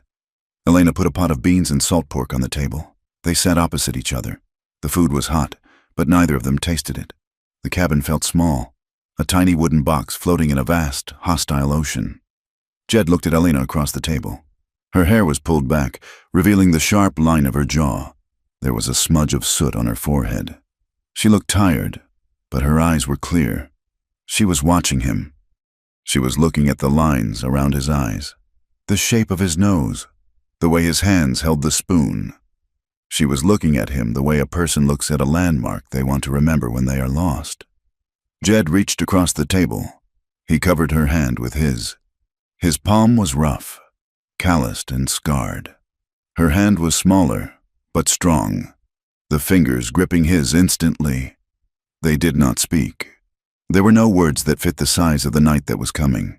They just held on, anchoring each other to the earth, feeling the pulse of blood that was warm and alive in a world that wanted them cold and dead. Then the wind screamed. It hit the house with a physical impact. shaking the logs in their notches. The door rattled violently in its frame. Jed stood up, releasing her hand. He went to the window and peered through the slit in the shutter. "Here it comes," he said. The blizzard did not fall. It drove. The snow came sideways, a blinding white curtain that erased the barn, the corral, and the mountains in a single breath. Visibility collapsed to zero. And with the snow came the shadows. They appeared first as ghosts in the whiteout, shapes that were darker than the storm, moving with a fluid, liquid grace. Then the lights, eyes, dozens of them, then scores. They caught the reflection of the light seeping through the cracks in the shutters, yellow, green, amber. They circled the house, a moving ring of bioluminescence. Jed picked up the Winchester. "You take the north window," he said. "Keep the shutter latched, but use the loophole. Do not fire unless they try to breach." Elena picked up the Spencer carbine. She moved to the back of the room, her face set in a grim mask. The pressure began. It was not an attack yet. It was a wait. The wolves pressed against the walls of the cabin, scratching at the logs. They could hear the heavy, wet sound of bodies thumping against the wood. The click of claws on the door. Something hit the tin can alarm line Jed had strung around the porch. The rattle was sharp and discordant, sounding like dry bones shaking in a cup. "They are at the door," Jed whispered. He stood back from the entrance, leveling the rifle. A heavy weight slammed against the oak planks. The door groaned, dust sifting down from the lintel. Another impact, then another. They were testing the hinges. Jed waited. He did not fire. He had limited ammunition, and he would not waste it on wood. "From the north window!" Elena gasped. "What is it?" Jed asked, not looking away from the door. "They are climbing the drifts," she said, her voice trembling. "The snow is drifting against the wall. They are right at the window." A snout pushed through the loophole. Black lips, bared white teeth. A low, vibrating growl that filled the room. Elena screamed. The carbine boomed. The smell of black powder filled the small space, acrid and sulphurous. The snout vanished in a spray of red mist. A yelp cut through the wind, followed by the sound of a heavy body sliding down the logs. Elena dropped the gun to her side. She was shaking violently, great racking sobs tearing from her throat. She stared at the loophole, her eyes wide with horror. It was not the fear of death. It was the shock of violence, the intimacy of taking a life, even a beast's, at point-blank range. Jed moved to her. He did not touch her, but he put his body between her and the window for a second. "Good shot," he said. His voice was flat, steady, cutting through her panic. "You bought us time. Reload." "Elena." She looked at him, tears streaming down her face. She nodded, wiping her eyes with the back of her sleeve. She fumbled a fresh cartridge from her pocket and jammed it into the breech. They came in waves after that. The attack was relentless. It felt orchestrated. One group would hit the front door while another scrambled at the roof, their claws scrabbling on the shingles. The sound was deafening. The wind, the growls, the scratching, the gunshots. The ranch felt like a small island of wood and warmth surrounded by a rising tide of hunger. Jed fired through the door loop, dropping a wolf that was gnawing at the threshold. He moved to the side window, firing into a mass of shapes that were tearing at the corner of the cabin. "How many?" Elena cried out. "Firing again. Too many," Jed answered. Then the scream came. It was a horse. It came from the corral. It was high and shrill, a sound of absolute terror and pain that cut through the storm like a knife. "Rusty," Elena gasped. "No," Jed said. "Listening. It is one of the Colts." She made a move toward the door. "We have to help them." Jed grabbed her. He dropped his rifle and seized her shoulders, spinning her around. "No!" he shouted. "Let me go!" she screamed, struggling against him. "They are killing them. If you go out there, you die," Jed yelled, shaking her. "The storm will swallow you. Elena, you will be gone in 3 steps." She fought him.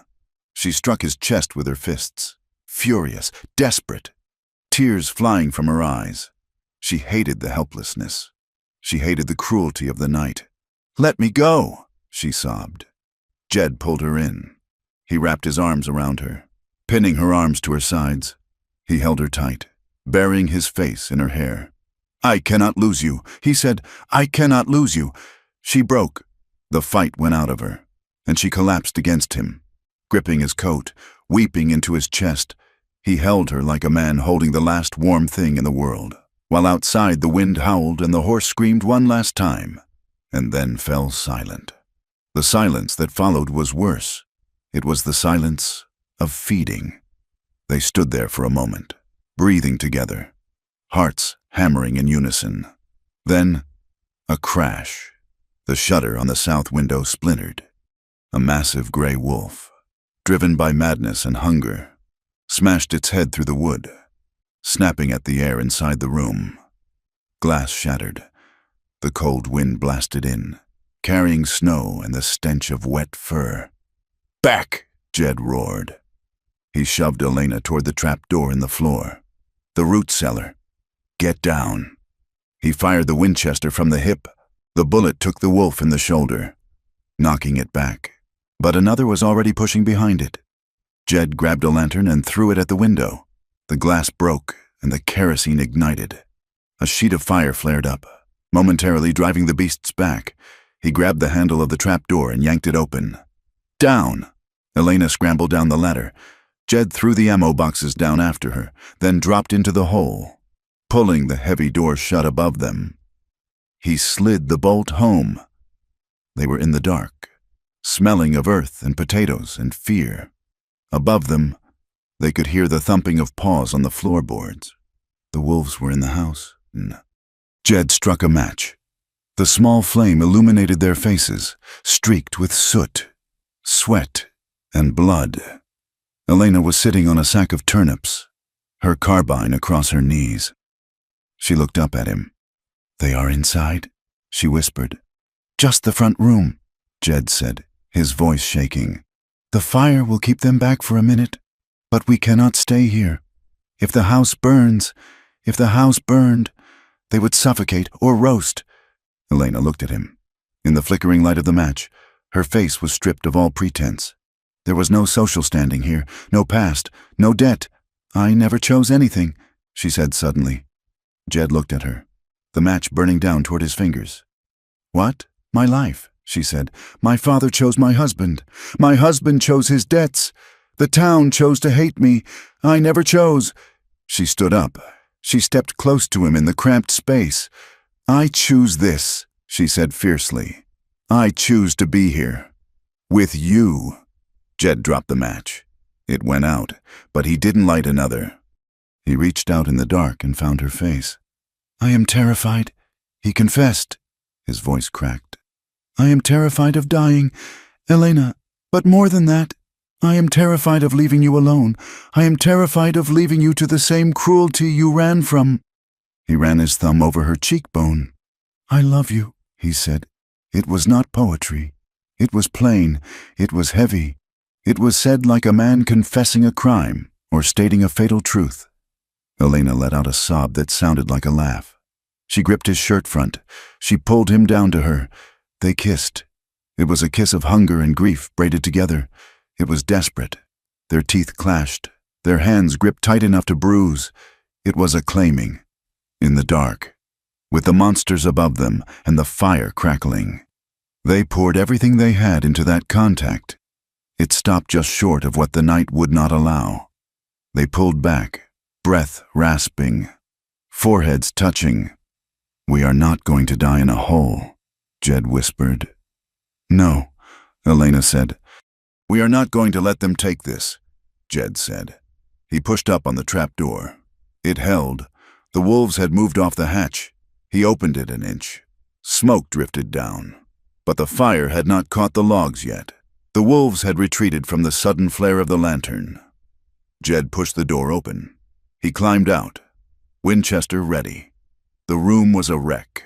The window was shattered, the curtains smoldering, but the cabin was clear. "Get the brush piles," Jed yelled. They had prepared for this. Outside the back door, Jed had stacked great piles of dried sagebrush and oil-soaked rags. He kicked the back door open. The wind caught the door and slammed it against the wall. He threw a burning brand from the fireplace into the nearest brush pile. The sage exploded into light. The wind whipped the flames high, casting a brilliant, dancing orange glow across the snow. The light revealed the enemy. The 300. They were everywhere. The yard was a sea of fur. They stood on the drifts, on the roof of the shed, on the fence rails. Their eyes reflected the firelight in hundreds of pairs of glowing orbs. It looked like an army. It looked like the earth had opened up and vomited every predator in the territory onto this 1 acre of land. The fire spooked them. They drew back, snarling, shading their eyes. "Now!" Jed shouted. He began to fire. He didn't aim for kills. He fired to scatter, to break the line. Elena joined him, the boom of the carbine adding to the rhythm. They used the fire to force the wolves into narrow approaches. The wolves, driven by the madness of the poison and the bait, kept coming, but they were funneled now. Jed saw the gate to the high corral, where the horses were, begin to buckle. A mass of wolves was pushing against it. "If that gate goes, Rusty is dead," Jed said. He didn't think. He didn't weigh the odds. He ran. He ran out into the storm, into the teeth of the pack. He limped, his bad knee screaming, but he moved with a speed born of pure adrenaline. "Jed!" Elena screamed. He reached the gate. He jammed his shoulder against the wood. Shoving the wolves back, he fumbled with the latch, trying to secure the crossbar that had splintered. A wolf leaped from the top rail. It hit Jed in the chest, knocking him into the snow. His knee gave out. He felt the ligament tear, a hot, sickening pop. He fell. The wolf was on him, jaws snapping at his throat. Jed jammed the stock of the Winchester into its mouth, holding the teeth back. Another wolf grabbed his boot, another bit into his shoulder, the teeth tearing through the heavy sheepskin coat. He was going down. He was drowning in fur and snow. Then, a scream of pure fury. Elena. She ran out of the cabin. She did not take cover. She ran straight into the swarm, firing the carbine from the hip. Boom! Boom! Boom! She cleared a path. She reached Jed and swung the empty rifle like a club, smashing it across the snout of the wolf on his chest. "Get up!" she screamed. "I can't," Jed gasped. "My knee." She grabbed his collar. She dug her heels into the snow. She dragged him backward, firing her pistol with her other hand. She was a demon. She was a force of nature. She dragged him to the porch steps. She hauled him up, ignoring the wolves snapping at her skirts. They fell through the doorway. Elena kicked the door shut and dropped the bar. They lay on the floor, gasping, bleeding, alive. Outside, the storm raged on. The battle lasted until the sky began to turn the color of old iron. It was a blur of noise and recoil. They fired until the barrels of their guns were too hot to touch. They fired until their shoulders were bruised black and blue. But slowly, the pressure eased. The fire had done its work. The noise had broken their nerve. The unnatural aggression fueled by the poison began to fade as the instinct for self-preservation returned. Near dawn, the wind died. The howling stopped. Jed pulled himself up to the window. They were retreating. Some were dead in the yard, black shapes half buried in the drifts. Others were limping away, leaving trails of blood. The main pack was moving off toward the timberline, fading into the white, as if the storm was calling them back. "They are going," Jed whispered. He slid down the wall. His leg was useless. His shoulder was bleeding freely now. He felt a wave of dizziness wash over him. Elena crawled to him. She was covered in soot, her hair wild, her coat torn. "Jed," she said, touching his face. "I am tired." "Elena," he mumbled. His eyes fluttered shut. "I just need to rest a minute." "No," she said firmly. She pressed her forehead against his. "No sleeping. Jed, not yet." She shook him gently. "You have to see it." "See what?" he whispered. "The morning," she said. "You have to see the morning." She held him there, keeping him tethered to the world with her voice and her hands. Outside, the clouds broke. A single shaft of pale, cold sunlight pierced the gloom. It struck the snow, illuminating the blood, the carcasses, and the battered, scorched wood of the ranch. The ranch stood. It was scarred. It was marked with blood. But it was standing. The sun that climbed over the eastern peaks did not bring warmth, but it brought a light so unforgiving it made the eyes ache. It illuminated the valley floor with a clarity that stripped away all denial. The snow around the Holt Ranch was no longer white. It was a churned, muddy ruin, stained with great swaths of crimson that had frozen into dark. Jagged crystals. Carcasses littered the yard. Gray and black shapes lay half buried in the drifts, their fur matted with ice. There were wolves draped over the fence rails where they had died trying to climb. There were bodies near the porch, stiff in the rigor of death, but it was the tracks that silenced the wind. The snow was beaten down so thoroughly by thousands of paws that it looked less like a ranch yard and more like a cattle trail cut by a massive herd. It was a highway of hunger that led straight to Jed Holt's door. The smoke from the partially burned barn had risen straight up in the still morning air, a black pillar acting as a beacon.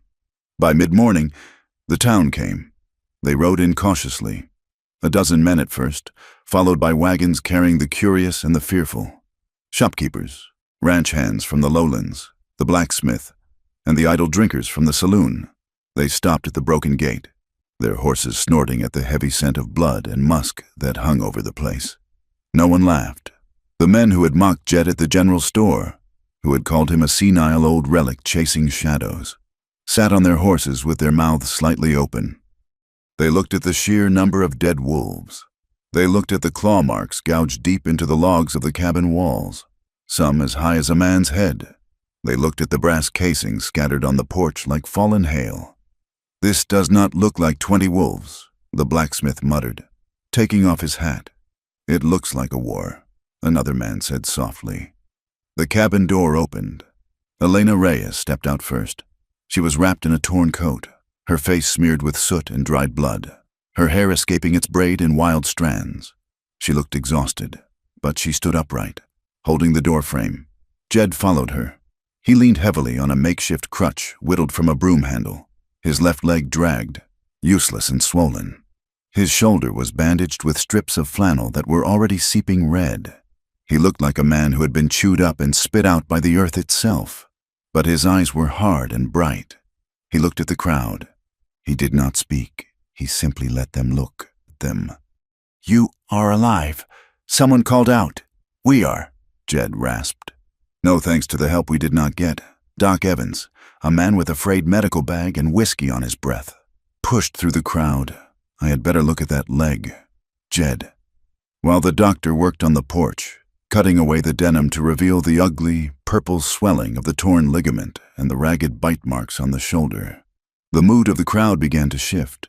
The shock was fading, and the old, comfortable habits of prejudice were creeping back in to fill the void.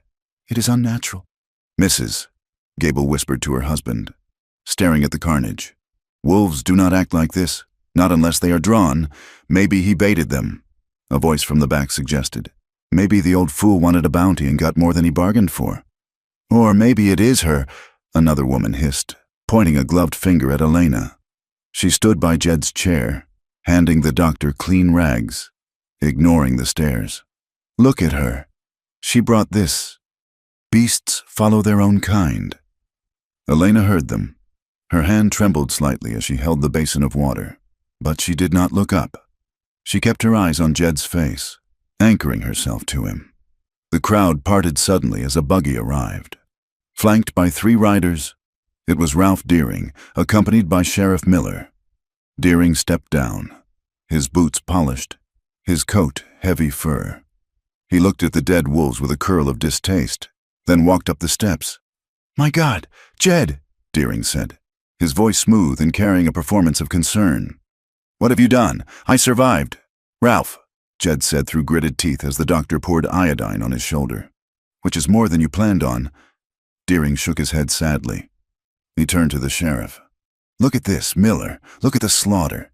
This is reckless endangerment." The sheriff stepped up, thumbs hooked in his belt. He looked uncomfortable but rehearsed. "It is a mess. Deering, it is criminal." Deering corrected. "These animals were clearly baited. Holt here must have been luring them in for weeks." He has drawn a plague down on the entire valley just to prove a point. He has endangered every family in Bitter Creek." Jed pushed the doctor's hand away and tried to stand, but his knee buckled. He fell back into the chair, fury flushing his pale face. "That is a lie," Jed spat. "You know who baited them." "Deering, I found the carcass on your boundary line. Wired down. I saw your men's boot prints." Deering sighed, looking at the crowd with a pitying expression. "The man is delirious. Pain and isolation have finally snapped his mind. He's accusing me of baiting wolves to my own property line. It makes no sense. He wants me ruined," Jed said to the crowd. "He wants the water rights. He tried to burn me out last night. Look at the barn. Accidents happen with lanterns in a storm," the sheriff said dismissively. Deering nodded. "I think we have enough here to warrant an inquiry.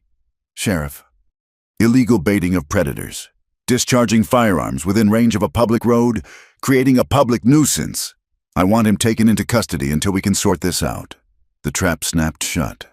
It was not about the wolves anymore. It was about the law, twisted by money until it strangled the truth. Elena stepped forward. She moved between Jed and the sheriff. She was small compared to the men, but she vibrated with a cold, sharp anger. "He did not bait them," she said, her voice ringing clear in the morning air. The sheriff looked down at her. "Step aside. Girl, this does not concern you. I saw the carcass." Elena said, "I saw the wire, and I saw the men who set the fire. I saw the tracks leading back to the double-bar D." She pointed a shaking finger at Deering. "He hired men to poison them. That is why they were mad. That is why they attacked the house. He drove them here." The crowd murmured. Poison was a dirty word in cattle country. It was a coward's weapon. Deering laughed. A short, dismissive bark. "And who are you? A drifter with no name and a history of running from debts? You are hardly a credible witness." "My dear, you are hysterical. The shock of the night has clearly confused you." "She is unreliable," Sheriff Miller added, looking at the crowd. "We all know the stories. A woman alone, living in sin. She will say whatever he tells her to say." "I am telling the truth," Elena cried out. Deering stepped closer, his voice dropping to a menace. "You are a guest in this valley, miss, and a tenuous one at that. I would be careful about slinging mud at your betters. The sexism and the racism were naked now, stripped of any polite veneer. To them, she was not a person. She was a complication to be brushed aside." I saw it too. The voice came from the edge of the yard. Elias, the old trapper, was leaning on his long rifle. He had walked down from the foothills, silent as a ghost. He was wearing skins that smelled of pine and old blood, and his eyes were sharp under his bushy brows. "I saw Deering's men," Elias said, spitting a stream of tobacco juice into the snow. 3 days ago, hauling meat soaked in strychnine, up near the North Ridge." The crowd went silent.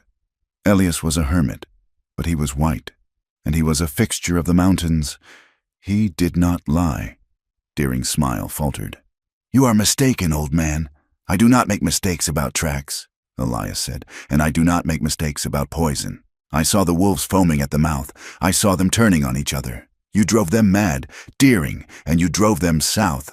The sheriff shifted his weight. "Now, Elias, let us not be hasty." "Ain't nothing hasty about it," Elias said. "Jed is telling the truth." Deering's face hardened. He looked at the crowd, gauging their reaction. He saw doubt. He saw the beginning of anger. "We will discuss this in town." Deering snapped. "Sheriff, serve the papers for the lien. We will let the judge decide who is reliable." He turned on his heel and marched back to his buggy. The sheriff threw a folded document into Jed's lap. "You have got until the 1st of the month to pay the fees. Holt, or the ranch goes to auction." They rode away, leaving a wake of uneasy silence. The doctor finished binding Jed's knee. "You need to stay off this for a month. Jed, if you walk on it, you will be crippled for life." Jed looked at the paper in his lap. "I do not have a month." Later that afternoon, the threats began in earnest. Elena rode into town to buy antiseptic and bandages. Jed had tried to stop her, but she refused to let him ride. When she came out of the apothecary, 2 men were waiting. They were not locals. They were hard-faced men with dusters covering their guns. Deering's hired hands. One of them stepped in her path. "You have got a big mouth for a little lady," he said, leaning down. Elena tried to step around him. "Excuse me." He blocked her again. "Mister, Deering is a forgiving man, but he does not like liars. If you were smart, you would pack that little bundle of yours and keep moving. Before something happens." "Are you threatening me?" Elena asked, her hand going to the knife she now carried in her belt. "Just advice." The man smiled. "Fires happen. People disappear on the road. It is a dangerous country." He reached out and stroked her cheek with a dirty finger. "A pretty thing like you. It would be a shame to see you get hurt." Elena slapped his hand away and backed toward her horse. She mounted with trembling legs and rode out, the sound of their laughter following her. When she got back to the ranch, she found Jed sitting on the porch, cleaning his revolver. He saw her face, the pale, tight look of fear. "What happened?" he asked, his voice low. She told him. Jed's face went dark. He tried to stand, reaching for his crutch. "I will kill them. I will ride in there and kill them both."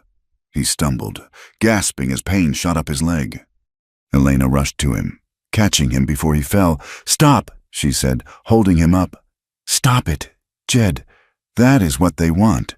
They want you to come into town waving a gun so the sheriff can shoot you down." Jed gripped the rail, his knuckles white. "They touched you. They are trying to scare us." Elena said, "It is working," Jed admitted, sagging against her. They sat on the porch step as the sun went down. The ranch was quiet. The dead wolves finally hauled away to a burn pile by Elias and a few shamefaced neighbors. Elena was trembling. The adrenaline of the night battle had faded, leaving her hollow and shaking. "I'm afraid," she whispered. "I'm afraid they will win." Jed put his good arm around her. He pulled her close, letting her head rest on his shoulder. "They will not win," he said, "but we have to be smart. We cannot fight them with guns alone." He looked at her, his expression serious. "Marry me," he said. Elena pulled back, staring at him. "What? Marry me?" Jed repeated. "Tomorrow." Elena searched his face. "Jed, you do not have to do that. You do not have to save me." "It is not about saving you," Jed said. "Well, not only that. In this territory, a wife has rights a hired hand does not. If they arrest me, you can hold the land. If I die, the deed passes to you, not the bank. It gives you standing. It makes you a Holt."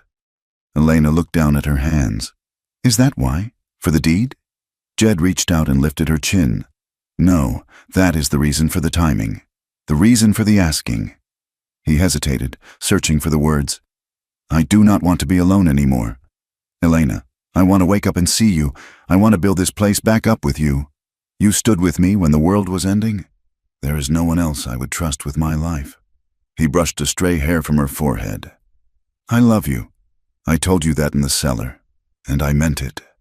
Elena's eyes filled with tears. She nodded slowly. "Yes." They rode to the church the next morning. It was a bleak, gray day. Jed had to be helped down from the wagon. Elena wore her best dress, which was still mended and worn, but she had washed her hair and braided it tight. The Reverend was hesitant. He looked at Elena's dark skin, then at Jed's battered condition. "This is highly irregular," the Reverend said. "Do it," Jed said, "or I will find a judge who will." The ceremony was short. There were no flowers. The witnesses were Elias and the doctor. When they walked out of the church, a group of women was standing on the boardwalk. Mrs. Gable was there. Shameful. One of them whispered loudly, "An old man and a Mexican stray. It is a mockery. He just wants a nurse," another said, "and she just wants his money." Jed stopped. He leaned on his crutch and looked at them. "She is my wife," he said, his voice carrying across the street, "and she has more courage in her little finger than this whole town has in its spine." He helped Elena into the wagon and they drove away, heads high, stubborn as the winter grass pushing through the snow. 2 days later, the break came. Elias rode out to the ranch at dawn. He had a man tied to his pack mule. The man was young, barely 20. He was shivering, his face bruised. It was one of the drifters who had been hanging around the Double Bar D. "Found him trying to sneak out of the valley," Elias said, dumping the man into the snow. He had a bag full of Deering's coin and a guilty conscience. Jed hobbled out to the porch. "Who is he?" "Name is Tom," Elias said. "He was the one who bought the strychnine." Jed looked at the boy. "Is that true?" The boy nodded, terrified. "I did not know he was going to use it like that." "Mr. Holt, I thought it was for coyotes, but then he made us drag the carcasses. He made us wire them down." "And the fire?" Jed asked. The boy flinched. "That was Silas. He said we had to flush you out." Jed looked at Elena. "We have got him?" They did not go to the sheriff alone. They gathered the town. Jed sent word through Elias and the doctor. He called for a meeting at the town hall. He knew Deering owned the law, but he could not own the whole town if the truth was shouted loud enough. The hall was packed. The air was thick with tension and the smell of damp wool. Deering sat in the front row, looking bored and annoyed. Sheriff Miller stood by the door, hand on his gun. Jed stood on the stage, leaning on the podium to take the weight off his leg. Elena stood right beside him. She did not hide. She looked out at the faces that had scorned her. "Ralph Deering has accused me of baiting wolves," Jed began. "He has accused me of negligence. He has placed a lien on my land for debts I do not owe." He motioned to Elias. "Bring him out." Elias dragged the boy, Tom, onto the stage. The boy was weeping. He told his story. He told it in halting, frightened sentences. But the details were too specific to be made up. The purchase of the poison in Montana, the specific instructions from Silas Vane. The night they crept onto Jed's land to set the fire, the room went deadly quiet. Deering stood up, his face red. "This is absurd. The boy is a liar. He was fired for drinking." "Holt has paid him to say this. I did not pay him," Jed said. "But I have the receipt for the poison." He held up a crumpled piece of paper Elias had found in the boy's saddlebag. It was dated and signed. "And I have the surveyor's original map," Jed continued, pulling a scroll from his coat. "Found in the county archives. It shows the water rights belong to the Holt claim, not the Double Bar D. The markers were moved." He looked at the sheriff. "Arrest him." "Miller." The sheriff looked at Deering. He looked at the crowd. The mood had shifted. The fear that had gripped the town, the fear of the wolves, the fear of the winter, was turning into anger. They realized they had been played. Their panic had been manufactured to help a rich man get richer. "That is enough." "Miller," Deering snapped. "Clear the room. This is a farce." Miller did not move. "I said clear the room," Deering shouted. "You used us." "Ralph," the blacksmith said, standing up. "You brought those wolves down on us. My brother lost 3 calves. Schmidt lost his life. That blood is on your hands." Another man yelled. Deering looked around. Realizing his power was cracking, he signaled to Silas Vane, who was standing near the back. Silas reached for his gun. "Do not!" Jed shouted, drawing his own revolver with a lightning speed. The room erupted into chaos. Men dove for cover. Silas froze, looking down the barrel of Jed's Colt. "Drop it, Silas," Jed said. "It is over." Silas hesitated, then slowly dropped his gun. The sheriff, seeing the tide turn, finally stepped forward. He put a hand on Deering's shoulder. "I think you had better come with me. Mr. Deering, for your own safety, if nothing else." Deering was led away, shouting threats of lawsuits and ruin. But as he passed Jed, he looked small. It wasn't over, though. A wounded animal bites hardest. That night, Jed and Elena rode back to the ranch. The moon was hidden by clouds. They were exhausted, but victorious. The lien would be lifted. The investigation had begun. They were a mile from the gate when Rusty threw his head up. Jed sensed it a second before it happened. The silence was wrong. "Ambush!" Jed yelled. He slapped the reins, driving the wagon off the road just as muzzle flashes sparked from the rocks above them. Bullets splintered the wood of the wagon seat. "Get down!" Jed shouted, pushing Elena to the floorboards. He returned fire, the boom of his Colt rolling through the dark. It was the last of Deering's hired men, the ones who knew they would hang if they were caught. They were pinned down. The horses were screaming. "Elena, take the reins," Jed grunted. He handed her the lines and grabbed the shotgun from under the seat. "Drive!" he roared. "Drive right at them!" "Are you crazy?" Elena screamed. "They expect us to run!" Jed yelled, "Drive!" Elena whipped the team. The horses surged forward, crashing through the brush, heading straight for the rocks where the gunfire originated. The audacity of it stunned the ambushers. They expected a retreat, not a charge. Jed stood up in the bouncing wagon, ignoring the agony in his knee. He leveled the shotgun. Two shapes rose up from the rocks. Jed fired, both barrels. The spread of buckshot swept the rocks. One man went down screaming. The other scrambled back, dropping his rifle, and ran into the dark. Elena wrestled the team back onto the road, her arms shaking. "Keep going," Jed said. "Reloading. Do not stop until the gate." They made it to the ranch. They barred the door and waited, but no one else came. The power of the double-barred D had been broken in the town hall and shattered on the road. The next morning, the news arrived with the doctor. Deering was in a cell in the county seat.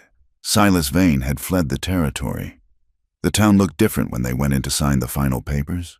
People did not stare with scorn. They tipped their hats. The merchant at the store hurried to open the door for Elena. It was not that they suddenly loved her. It was that they respected her. She had stood in the fire and not burned. She was a Holt now, and in the West, that name meant something again. Jed walked out of the sheriff's office, leaning on his crutch. Elena walked beside him, her hand on his arm. "It is done," Jed said. "The land is safe." Elena looked at the mountains. The snow was beginning to melt on the south slopes. "We survived the winter," she said softly. Jed looked at her. He saw the strength in her face, the beauty that had nothing to do with features and everything to do with spirit. "We did more than survive," he said. He kissed her forehead. "Right there on the main street of Bitter Creek. Not caring who saw, let us go home, wife." The thaw did not arrive with grace. It came as a violent unraveling of the winter's work. In early March, the wind shifted from the north to the southwest, bringing a warm, wet breath that smelled of rot and mud. The great drifts that had besieged the cabin for months began to collapse into themselves, turning heavy and gray. The creek, which had been a silent ribbon of ice, shattered its casing and roared to life, swollen with meltwater, tearing at its banks like a brown, angry snake. The valley floor turned into a quagmire. It was an ugly season. The receding snow revealed the broken bones of the land, shattered fence rails, the sodden black ruin of the haystack, and the earth scarred by the thousands of claws that had fought there.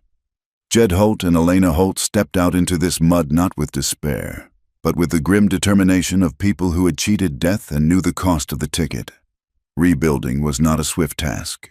It was a slow, aching grind. Jed's knee was stiff, the joint grinding audibly in the damp air, forcing him to move with a persistent limp. Elena worked beside him, her boots caked with 3 pounds of clay, her hands roughened by wet rope and splintered wood. They started with the fences. They had to dig new post holes in the semi-frozen muck, tamping the earth down around fresh cedar logs. It was brutal work. Every rail lifted was a defiance. Every nail driven home was a statement that they were staying. They buried the dead stock that had been revealed by the thaw, the calves that hadn't survived the cold, the few cows that had died of stress. They dug the graves on the high ground, away from the water table. Jed said a few words over each one. He did not treat them as lost money. He treated them as lives that had been under his care, lives he had failed to protect perfectly. It felt like choosing life again and again, one shovelful of dirt at a time. One afternoon, while patching the roof where the wolves had torn at the shingles, Elena stopped. She sat back on her heels, wiping sweat from her forehead with a muddy glove. She looked out over the valley. The willows near the creek were turning a startling, vivid yellow-green. The first blades of grass were pushing through the mud, stubborn and sharp. "It is going to be green," she said, sounding surprised. Jed looked up from the ground where he was sawing a plank. He shielded his eyes against the glare. "It always comes back, Elena," he said. "The land does not hold a grudge. It just waits." The town of Bitter Creek was also thawing, though the mud there was of a different kind. Jed and Elena rode in every Sunday. It was a calculated risk. They refused to hide.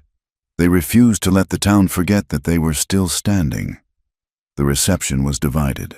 The shame of the Wolf Night, as people were calling it, hung heavy over the community.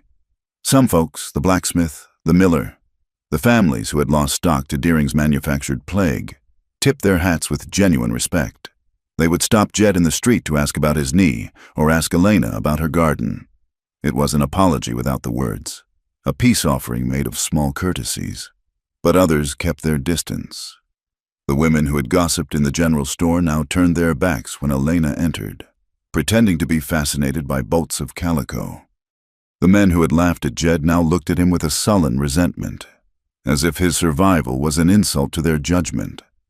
Elena learned quickly that acceptance was not a gift. It was territory. You had to take it and hold it. She walked into the general store with her head high, when Mrs. Gable tried to cut in front of her at the counter. Elena did not step back. She stood her ground, her shoulder brushing the older woman's silk sleeve with her worn wool coat. "I believe I was next. Mrs. Gable," Elena said, her voice pleasant but immovable. "Mrs." Gable spluttered, looked at the clerk, and then, seeing no support, retreated. Elena bought her flour and walked out, her heart hammering but her face calm.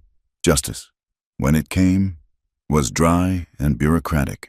The inquiry into Ralph Deering's actions was held in the county seat, presided over by a circuit judge who had no patience for cattle barons playing God. The testimony of the boy, Tom, and the evidence of the surveyor's maps were damning. Deering was not jailed. Men with his money rarely saw the inside of a cell for long, but he was bled. The judge slapped him with a fine of $5,000 for reckless endangerment and illegal poisoning. More importantly, the court nullified his claim on the Upper Creek boundary. The water rights were returned to the Holt deed, ironclad and permanent. Sheriff Miller did not fare as well. The town council, embarrassed by the national news coverage of the 300-wolf siege, quietly asked for his resignation. He was replaced by a younger man, a former Texas Ranger named Clay Thorne, who looked at the law as a straight line, not a suggestion.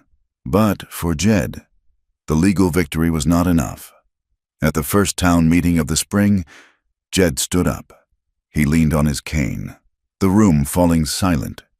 He looked older, his hair completely white now, but his voice had regained its timbre.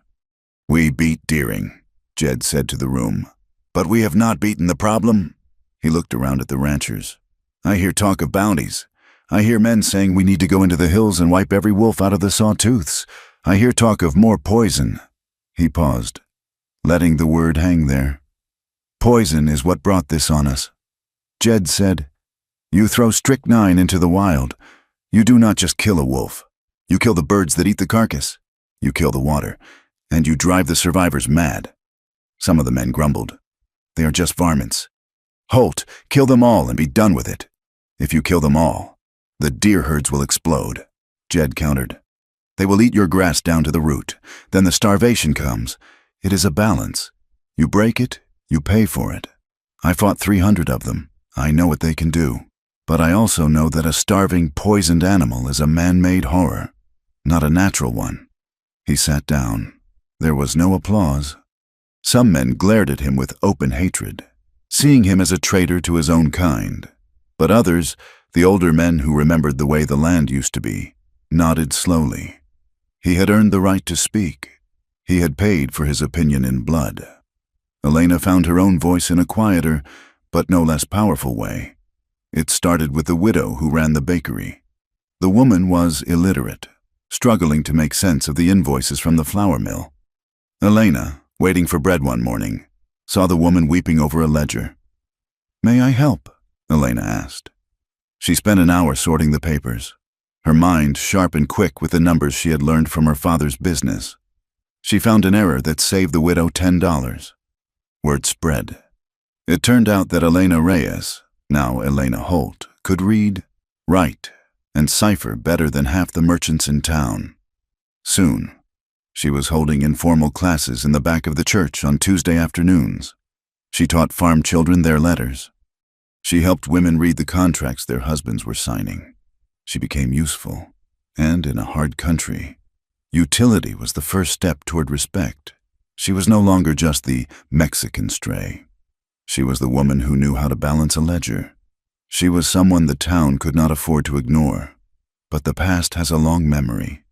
In late April, when the mud had dried to hard ruts and the cottonwoods were fully leafed, a stranger rode into Bitter Creek. He was a thin man in a dusty suit, carrying a leather satchel. He had the pinched, hungry look of a bureaucrat who enjoyed his work too much. His name was Garrick, and he held the notes on the debts Elena's first husband had left behind. He rode straight to the Holt ranch. Jed was in the corral, working a young colt. Elena was in the garden, planting rows of beans. Garrick did not dismount. He sat on his horse, looking down at Elena with a sneer of recognition. "Mrs. Reyes," he said, "you are a hard woman to track." "My name is Holt," Elena said, standing up and wiping dirt from her hands. She did not tremble this time. She did not look for an exit. Garrick chuckled, opening his satchel. "A change of name does not erase a ledger. My dear, I have a court order from Texas. Your late husband's debts amount to $400, plus interest, plus the cost of my travel." He looked at the ranch house, assessing its value. "Since you have no assets, the law allows for indentured service to work off the claim. Or perhaps your new protector has the coin." Jed came out of the corral.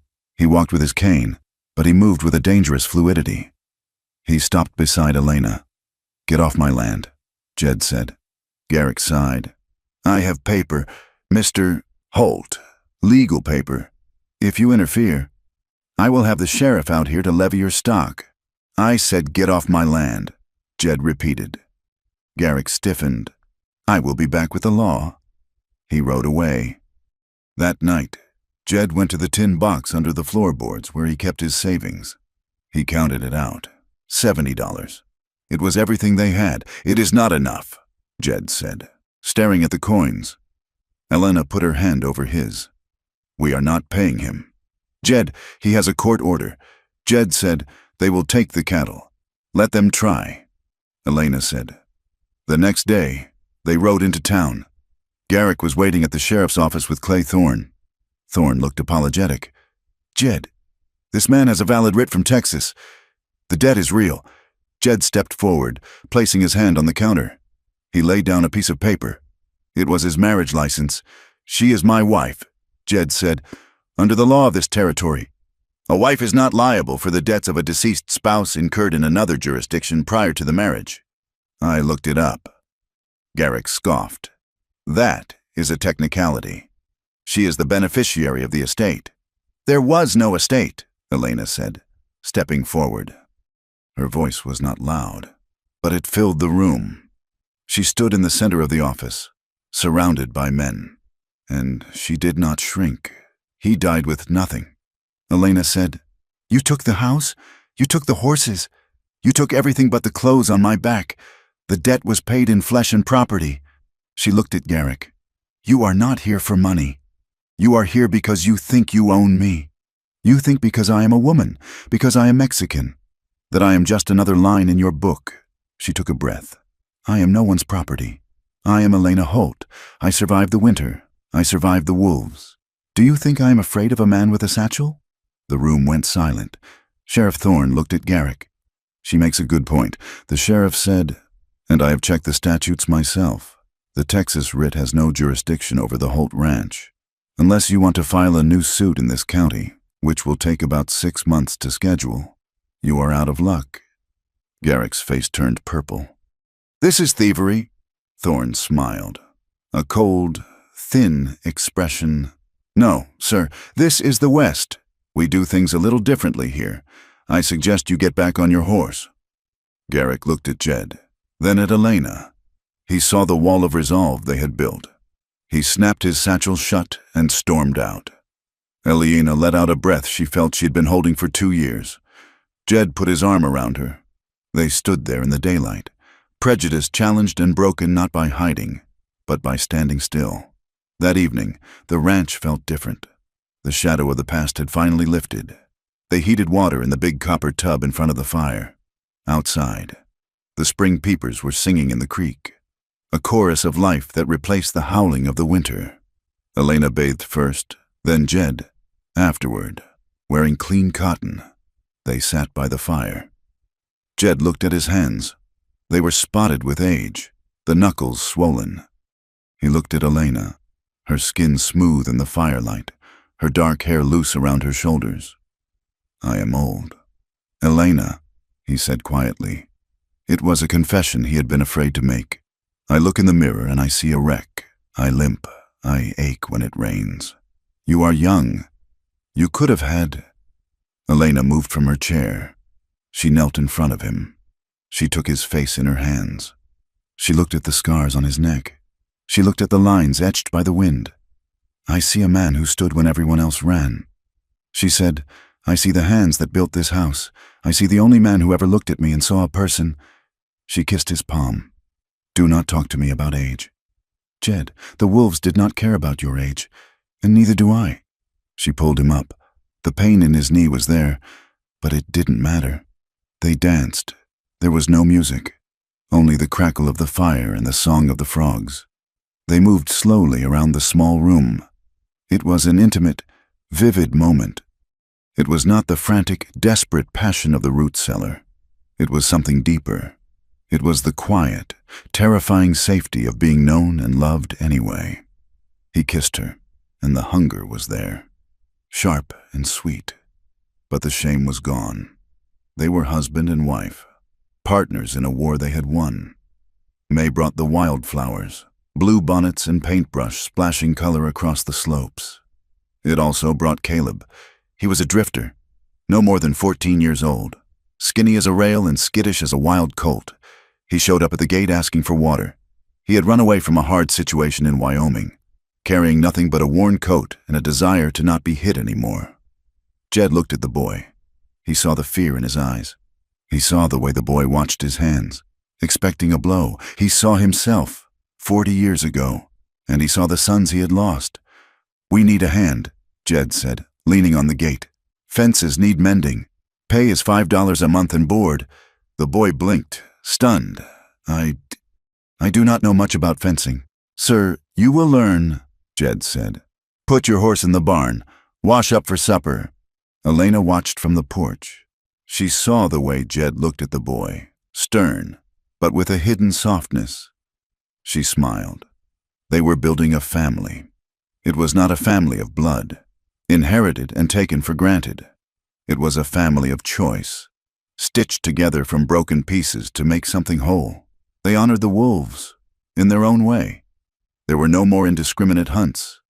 Jed bought 2 Great Pyrenees dogs, massive white animals that lived with the herd. He tightened the night corrals. He rode the range differently, moving the cattle to avoid the deep dens in the high timber. "The wolves are neighbors," he told Caleb one day as they rode the line. "You do not have to like your neighbors, but you have to respect their fences if you want them to respect yours." The land was wild. It demanded a tithe. They paid it with vigilance, not with slaughter. One morning in late May, the town came out. It was a Sunday. They didn't come with wagons of supplies or doctors this time. They came on horses and in buggies, dressed in their church clothes. They rode up the long drive to the Holt Ranch. The mud was gone. The lower meadow was a sea of emerald green, the grass waving in the warm wind. The barn had been repaired, the black scars covered with fresh timber. Smoke curled lazily from the chimney. The scars of the battle were still there, the claw marks on the logs, the new rails in the fence, but they were healing. Jed and Elena walked out onto the porch. Caleb stood behind them, looking nervous. Mrs. Gable was there, the blacksmith, the new sheriff. "We just wanted to see," the blacksmith said, shifting in his saddle. "See what?" Jed asked. "See if it was true." The man said, "That you made it back." Jed looked at Elena. She smiled, and it was a smile of pure triumph. "We are here," she said. No one laughed. The memory of the 300 had become a legend in the valley, a story told in hushed tones to children. The morning after still lived in their minds. The blood, the tracks, the impossible survival. They looked at Jed and Elena not as outcasts, but as something formidable. They were the people who had held the line.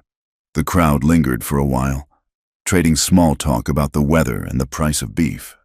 And then they drifted away, leaving the ranch to its peace. Jed and Elena remained on the porch as the sun climbed higher. The light turned the dew on the grass into diamonds. "It is a good morning," Jed said. He put his arm around his wife. He felt the warmth of her through her dress. He felt the solid wood of the porch beneath his boots.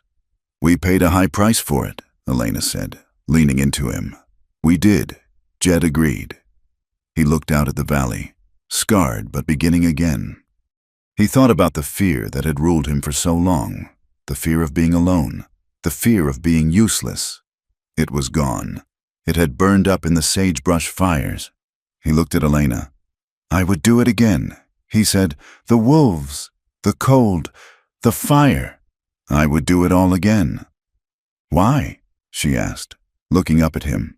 "Because it brought you to the door," he said. He kissed her. It was a kiss with the certainty of iron. It was not a wish. It was a fact. They turned and looked at the ranch. The chimney smoke rose straight and true. The cattle grazed in the distance, fat and calm. The boy, Caleb, was walking toward the barn, whistling a tune. Two people who had survived both nature and cruelty stood in the sun, building something tender in a world that had tried so hard to make them stone. They were not stone. They were alive. And that was victory enough. Thank you for listening to this story. I hope you enjoyed the journey of Jed and Elena as much as I enjoyed bringing it to life for you. It is a tale of resilience, the harsh beauty of the American West, and the enduring power of love in the face of impossible odds. I would love to hear from you. Where are you listening from? Please leave a comment and let me know which part of the world you are connecting from today. Share your thoughts. What did you think of the ending? Did Jed and Elena's fight for survival resonate with you? Please share your thoughts and feelings in English in the comments below. Please consider subscribing to From Wild West for more stories of grit, glory, and the human spirit on the frontier. Your support helps keep these legends alive. Until next time, keep your powder dry and your eyes on the horizon.